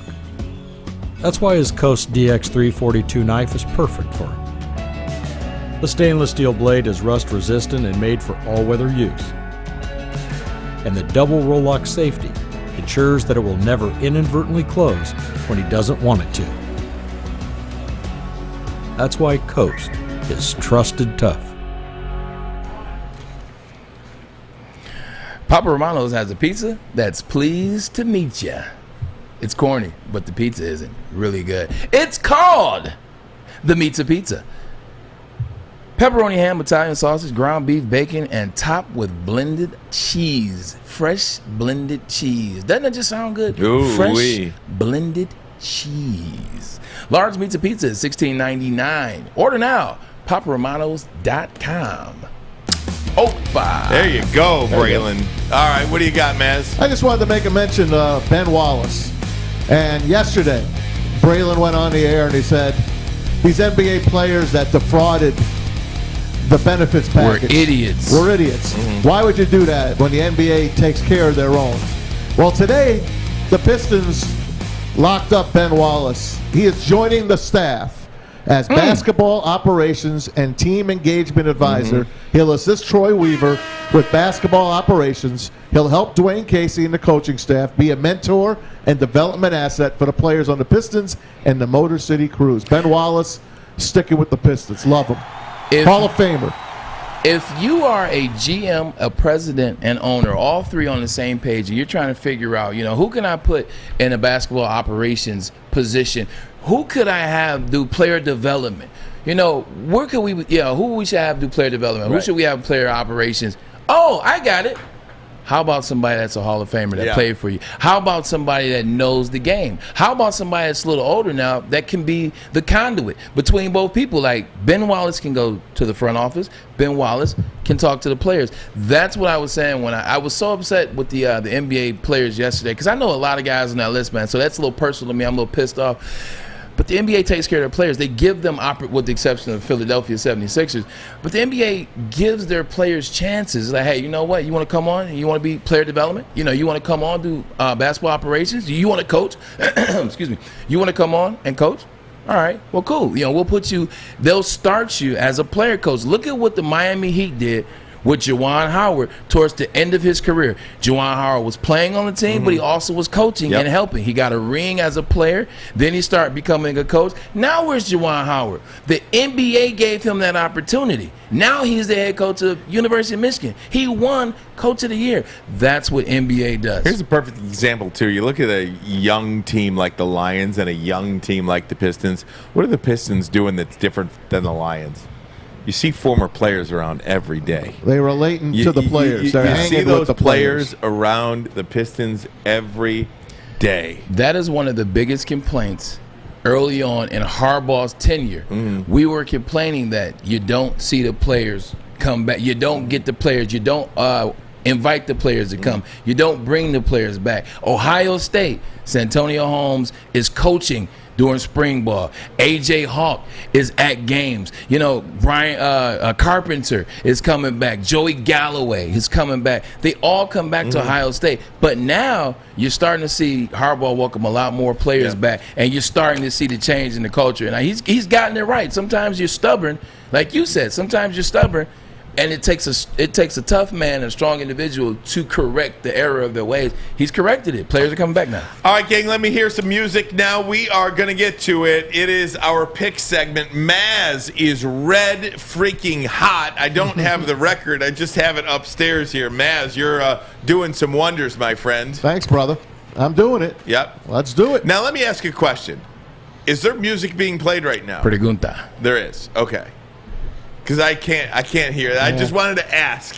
The question. You got music, buddy. All right, good. And he's going to keep playing it. He's going to loop it. Okay, thank you. I don't ask for much. All right. Okay, thanks. All right, Maz, let's do it. Here we go. Are you ready? We are. Put them up, Kareem. Put them up, College Kareem. football. Let me see something. What do we got? We got something. You got it on your paper. Something. That's all you need. There we go. There we go. Opa. All right. All right, let's start along the left side. You know what? Screw it. I'm going to go out of order, okay? All right, go up. They're all up there. Don't Okay, matter. hold on. Let me see now. It's not. This is not how I want it done in the future. Oh, I that's will great, tell man. you. Okay, maybe we'll talk about it on a later date. Not on the show. This is not ideal for me. No, this is not good. Okay, this good. is not how I want to do it. It's just not. Hey, you get lemons, you make lemonade. All right. Maz, Michigan, Nebraska. Okay, Who you got? Here we go. Maz, Michigan. Yeah, let's do it. Michigan is a 3.5 point favorite over Nebraska. Smells fishy. Who do you got, Maz? It smells rotten. Yeah. But you know what? I can't pick Nebraska to beat Michigan. I think Nebraska will hang with them. I think Michigan wins by a touchdown. So, Maz, Mish. Okay, Bray? Mish. Okay, Michigan State goes on the road, a 5.5 point favorite over Rutgers. Braylon? Whooping. I got Michigan State beating the brakes off the Scarlet Knights in Piscataway. I got them too, but Rutgers, this is their homecoming. Wow. They picked the wrong team for the homecoming. Yep, they're going to go on. They won't be dancing Saturday. Oklahoma, this is their toughest regular season game of the year at number 21, Texas. We hope Texas is going to win, right? I know Texas is going to win. I'll take the Longhorns. Hook 'em horns. Got to do it. Texas running back is leading the nation in yards per carry, 6.8. Georgia just continues to beat Georgia, 15.5-point favorites Don't over sleep on Auburn's Auburn. defense, man. Auburn's tough, man. Look what they did to They're Penn State a couple they're weeks ranked ago. 18. You saw that play by Bo Nix last week. Hey, They're home. Hey, I'm telling They're you. home. They want you to take Auburn plus I the know. 15.5. They want you to. So you know what? Dogs. I'll take them. I'll take them. Okay. No, I'll take the War Eagle. Give me Auburn. Auburn. Oh, I'm taking man, Auburn. you guys. I'm this telling is- you. We're suckers. You I'm guys, telling you. by the way, are 4 for 4. Same. Okay, 2 more games. Game of the week in college football. Penn State at Iowa. Iowa is a 1.5-point favorite, 1.5-point favorite over Penn State. I love Sean Clifford, and I love Jahan Dotson. Best receiver in the Big Ten right now. I'm going with the Nittany Lions. Penn State. I made fun of Iowa. I'm not making fun of them anymore. But they beat Maryland. That's nothing. But they're home. And they wave to the kids in the hospital. Kinnick is a tough place to play. Give me Iowa City. Give me the Hawkeyes. This is the first game of which you guys have disagreement. Penn State, Braylon, Yeah. Iowa for Maz. Final college game on the schedule. Notre Dame at Virginia Tech. Who cares? Pick'em. I talked about this game with Drew yesterday, the Drew and Mike show. He's a big Va-Tech guy. We both said that this spread doesn't look right. It's a pick'em. Notre Dame comes off that loss. I know they do enter Sandman at Va-Tech, so it'll be exciting. They do that, right? Yes. Yeah. You got it right. Give me the Fighting Irish to win this game. Yeah. Hokies. Va-Tech. I'm going with the Hokies. You know the one thing about watching that, just quickly on that, watching that Notre Sandman Dame got game, me. watching Notre Dame game last week. Yeah. Well, it was Pine, Cincinnati. or whatever. Yeah, the quarterback Pine for Notre Dame. Had to- Cone. No, Jack the, Cone? Cone, yeah, Cone the backup. Yeah, the backup comes Pine. in and leads them. I never understand why coaches leave their best players on the bench. You think he's better than Cone? Is that what you're saying? Like, not even in the same conversation, Wow. he's better than Cone. Jack Cone is a terrible quarterback. So it's He had kind of like 300 yards first J.J. two games. McCarthy and Little bit. Okay. I don't understand. Okay, good. Little bit. But McNamara way better than Cone. Cone's terrible. I love how the fans always have. We know. They always have the answers for telling- what coaches should I got do. my two love it. eyes. Braylon, love I got my two eyes. Yeah. The kid came in and was leading them down the field every time. I mean, Every player on Michigan's football team, and this is last year. I was in Ann Arbor quite frequently last year, man. I was golfing out there. I was hanging out with the football team and in the football department and development team, etc. Everybody is high on Cade McNamara. So I'm not saying you're wrong, but what I'm telling you is, if a team trusts someone, you got to go with that This guy. isn't about the Michigan situation. I'm talking purely about the Notre Dame situation. Oh, okay. That backup quarterback is clearly better than Jack Cone. You might be on to something. Okay, so guys, let me get to the NFL. I got to do this quickly. We're running out of time here. NFL board. You don't rush the NFL. Okay, here we go. Lions on the road against the Minnesota Vikings. Vikes 9.5-point favorites. Maz? Vikings. Love. Braylon? Vikings by 30. Min by 30. Okay, Denver on the road at Pittsburgh, a pick'em. Denver goes down the road at Pittsburgh. Steelers, a pick'em in this one. Denver. I'll take the Steelers, but I love the Steelers in this game. You do. I You do. love them. I do. Okay. Mike Tomlin's done getting slapped in the face. Saints at football team. New Orleans. Jameis in New Orleans, a 2-point favorite at football team. I got New Orleans getting back on track. You saw that clip by Jameis Winston, and they still have a really good defense, and they still got really good players on offense. So I think they get back on track. I think Sean Payton, I think he cuts Jameis loose a little bit. Mm-hmm. That's the one thing we haven't seen so far this season. He hasn't cut Jameis loose. I think it happens this game. All right, Maz. Get your W out. Start eating it. N-O. W. There we go. Eat it. Now, I'm not picking Washington football team now until they we're have a back on nickname. the same place. When they have a nickname, I'll pick them. This NFC West is The real Red good. Wolves. Arizona Cardinals a 5-point home favorite against the San Francisco 49ers. Cardinals are the best team in the NFL. Cardinals. Best team in the NFL? I didn't stutter. Wow, you didn't. Excuse me. You I didn't. stutter. No, you didn't. I wanted to make sure I heard you clearly. Kyler Murray has a chance to be the most magnificent player that ever played the game. I wanted to make sure I heard you clearly. He has a chance to be the most magnificent player to ever play the game. He runs 4.3. The difference between him and Lamar Jackson when he runs his 4.3, and he's running away from Aaron Donald, he is still a cerebral assassin, still going through his reads. When Lamar runs, Lamar's taking off. He can make all the throws. He's fast as I don't know what. He never gets phased. When he threw that Hail Mary against the Buffalo Bills, did you see him after the game? Well, what I did was I rolled out and I just, like he was breaking down the Hail Mary. Nobody breaks down the Hail Mary. It's a Hail Mary. He broke it down very chill. Kyler Murray, watch it.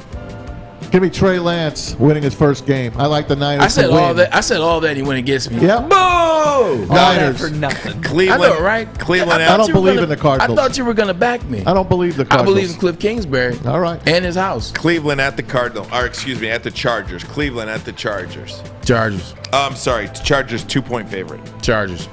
Man, the Browns are tough. Chargers are tough. Chargers coming off a Monday night game. Chargers loss. Their only loss is to who I think is the number 2 team in the NFC. All right, you talked me into it. Give me the Chargers. Thank you. There we go. Justin Herbert. Come on, we got Justin Herbert. You got one win today, Braylon. Thank you. See, our guy. This is a great game in the NFL Sunday Night Football. Bills at the Chiefs. Kansas City just a 2.5-point favorite. Rematch of the AFC Championship game. Give me his first shot here. I don't want Braylon talking me out of this one. Give me Patrick Mahomes to win this game. I don't know how they're going to do it, but they're going to win. They'll beat the Bills somehow, some way, although Buffalo pitched that shutout last week. Okay. Give me KC. Okay. It's not even going to be close. Josh Allen and the Buffalo Bills. Kansas City Chiefs defense is trash. Kansas City defense is trash, and you're starting to see Patrick Mahomes with all that extra stuff. That stuff is starting to catch up to him. The slick throws and the cute stuff is starting to catch up to him. I need a copy of that sheet, by the way, Armani. Here it is right here. I wrote them all down. We'll save it, guys. I got to get to a break. Bottom line videos of the day next. Armani and Edwards. Woodward Sports Network, the bottom line. Okay, you thirsty little spin goblins. I want you to pedal into the next dimension. Spin it! Spin! Spin! Uh-oh! Carmen's falling behind. Let's give her the hiss of shame. Spin! Spin! Spin till you bleed! Don't ride the bike of shame. All right, we got to read, Come though, to Planet right? Fitness and find your own lane. Okay, with cool. tons of equipment, free fitness training, and no hissing. Join today for Mics just are on? $10 a month. The Woodward Sports Friday Night Clash is here. And guess what? I actually attended the game last week. I went to the Friday Night Clash. There was Orchard Lake St. Mary's and Brother Rice, Stick versus Joey. And guess what? Brother Rice came to play. It was a beatdown. But I'm telling you, these Friday Night Clashes are great. This week, we have... Oh, man, who's playing this week? I don't know. Romeo versus Sterling Heights Stevenson. 7 versus 8 in the state. Sounds like a good game to me. Facebook, YouTube, and Twitter. That's what we're doing here at Woodward Sports Network. We are giving you the action. You can see the game Facebook, Twitter, and YouTube. But why don't you come? The game is Sterling Heights Stevenson. It's going to be at Barn Born at 7:30 Friday Night Clash, Woodward Sports Network. It's going to be the game of the week. The YouTube chat is great today. I'm going to get you guys involved as soon as I get my bleep together over here, but I do see it. Nick writes, mics are hot, Art. Don writes, no, Ryan, don't hear it. I thought you were the guy. Listen, I'm bound to make a mistake. Terrence says, I'm not Gandhi. What the hell, man? Terrence says, what do you want out of me? Perfection? Yes. Help us out with the music. Detroit Dabber. There it is. Detroit Dabber. There is currently no music on in the audience. What do you mean there's no music? The music's playing. Do you not hear the music playing? Okay. Yeah, I hear it. Do me a favor, shut the music right now. Because I got a headache. Off now. I got a headache. Bottom line videos of the day. Baz, bring it home. Gassed. Hold on. Side note before we get to side note before we get to videos of the day. I am very excited. About this Braves and Brewers game. I am so excited. The Brewers pitching is amazing. They led the league in strikeouts. They led the league in shutouts. I'm telling you, it's going to be a game. I got the Brewers whooping my former team, the Braves. And you know I grew up in Atlanta and Detroit, so you know I'm a Braves guy. I got the Brewers, man. I really, really, really like Corbin Burns. I understand that, but how about their knucklehead that punched the wall? Their great reliever. Hey, man, they're going to miss him. That wasn't very smart, was it? Yeah, they're going to miss him. Stuff happens. You talking about Brent Suter? Hey, last night, before we really get into the videos, I got to tell you about Tampa Bay. They shut out the Boston Red Sox. 5-0. Randy Arozarena stole the show. Randy. He hits a home run early. Let's take it to that video here. This kid, look at his swing. Hit my head. And let's listen. 3-2. High drive, way back. He'll admire it. Oh, my goodness. Oh, Keep him on. my goodness. Man, did you hear that sound? It sounded like an uppercut. I love it. All right. Something else interesting happened in that game. Nelson Cruz, hit the wall. It's called the. I took a note. The home run hit the ball. It's called the lower two catwalks. It's called the C and D. So if it hits the C and D, it's called a home run. There was some confusion. Nelson Cruz, who kills the Tigers, not only does he kill the Tigers, he killed them last night. Gotta love the Tropicana Field ground rules. By the way, the Rays GM has come out and said it's impossible to play a full season in Tampa. They want to play a half a season in Montreal as early as next year. Really? Stay tuned for more on that because no one goes to the games. It's a bad stadium, although I like it. It's I've a been bad there. I went to stadium. Cleveland there. Terrible. So you have to stand by for that. But Randy Arozarena later in this game, when do you ever see a guy steal home? What is this, the 50s? You don't. 1955. Check this out. Jackie Robinson. Look at this. There goes Arozarena. He steals home in October.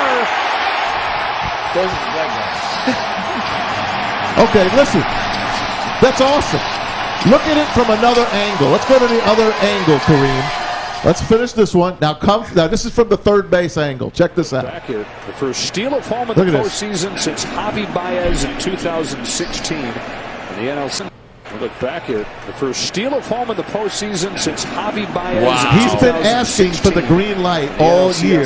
Kevin Cash finally says, all right, I'm tired of you asking me. Just go ahead and do it. It's nothing, as a player, it's nothing like being a player and knowing that you can do it and seeing something and you'll continue to go to your coach. Like I remember we were playing the Baltimore Ravens one year and I just kept telling the coach, I said, the go route is there. The go route is there. I said, he's not alert. He was at the strip club all night the night before. I said, just throw the go route. Throw the go route, you caught a touchdown. They were like, you were right. It's nothing like being right. And I was going to say, there's got to be no better touchdown to catch than the touchdown you catch that you just told the coach to call for you. Hey, Chris McAllister was a DB for the Baltimore Ravens, and it was known around the league that he always goes to the strip club. Right. Like whatever city he's in, he always goes to the strip club and parties and hangs out. So when we get into the game on Sunday, I smelt Hennessy on his breath at the line of scrimmage. Like I'm lining up to run around. I smelled Hennessy. I said, hey, coach, man, this guy's drunk. I said, if you don't run a go right now. It took 3 series. It's the women's, man. I told you that's my Gerard Warren story. I told you that story. You gotta be. Hey, you did. You gotta be like Lou Will in the what was Lou Will in the bubble? No, I just went for the wings. It's the women's, man. I just went for the wings. Quickly, I was interviewed Gerard Warren. It was my second television job. I was working in Toledo, Ohio. Covered the Browns. Number 2 pick overall from Florida. No, I think it was number 3, but number 2, same thing. But he was underperforming. His expectations. Comes to training camp. Question to him just about underperforming, and he says, some people come to the NFL, they got problems with drugs, with alcohol. For me, it's the women's, man. I know about that. That's sweet. That's so good. It's the women's, man. Hey, with a straight face, though. It's the women's. I know Gerard Warren. He used to come back when I was in Cleveland. He's got drafted by Cleveland. Oh, my God. Man, give me one more. Last one. This is from 2017, guys. You're going to love this. The Eastern Michigan is on like ESPN 3. All right? These guys are calling the game. One of the guys is our buddy, Jay Feely.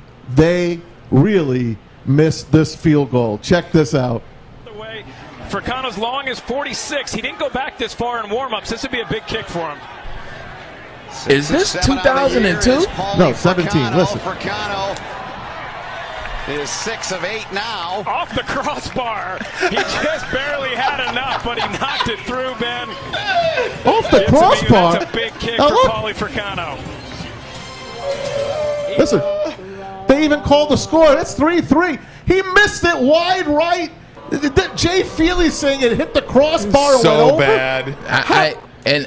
I'm very upset at Jay because when we used to play cards on the plane rides, like he talked about when he came on our show, Jay could call the cards fast as I don't know what. He knows all the cards. Jay, great vision. For him to miss that like that, man, he might want to get LASIK. How bad was that? Oh man, not as bad as they showed it. Not at all. Dynamite drop it, buddy. Hey guys, I'm playing it back. I can hear it. I can hear it. What a great week Hey, today, guys. Mike's hot. Yeah, your mic's everybody's mic's Everybody's mic's hot. I'm done. Look at this guy. I turned my mic off. I'm Come done. on, that's the way to end the week. I'm done. telling There you, you I go. love you guys. Go Blue, baby. Go Lions. Hey, shout out to our guy over here, Kareem, as well. Pinch hitting for Alex. Nice job, Kareem. Kareem, you're the man, bro. Rock on. He's a Michigan guy. By the way, too. we need him next Thursday and Friday as well. All right. Yeah, Hey, man, dude, love- he's fine. He's getting better. I Screw didn't say anything. Love you guys, man. Hey, we are doing something special. We're getting better and better and better. We're adding more pieces. We legitimately meet every day to get better. Yes, we're getting better, Yes, we're man. getting Shut better. up. Are we on the air? Dude, Yes, we're still on the air. Friggin' We're getting there. We Baby. were getting better. we were getting we're better. good. We I'm got joking. it. Hey, you know what? Tell I'm a friend Braylon. about us. I'm Braylon. He's Ryan. He's I'm Maz. gassed. This is what we do, baby. Woodward Sports Network. Sleep Good. in tomorrow. Hold on, Bottom line. Hey, Ryan, sleep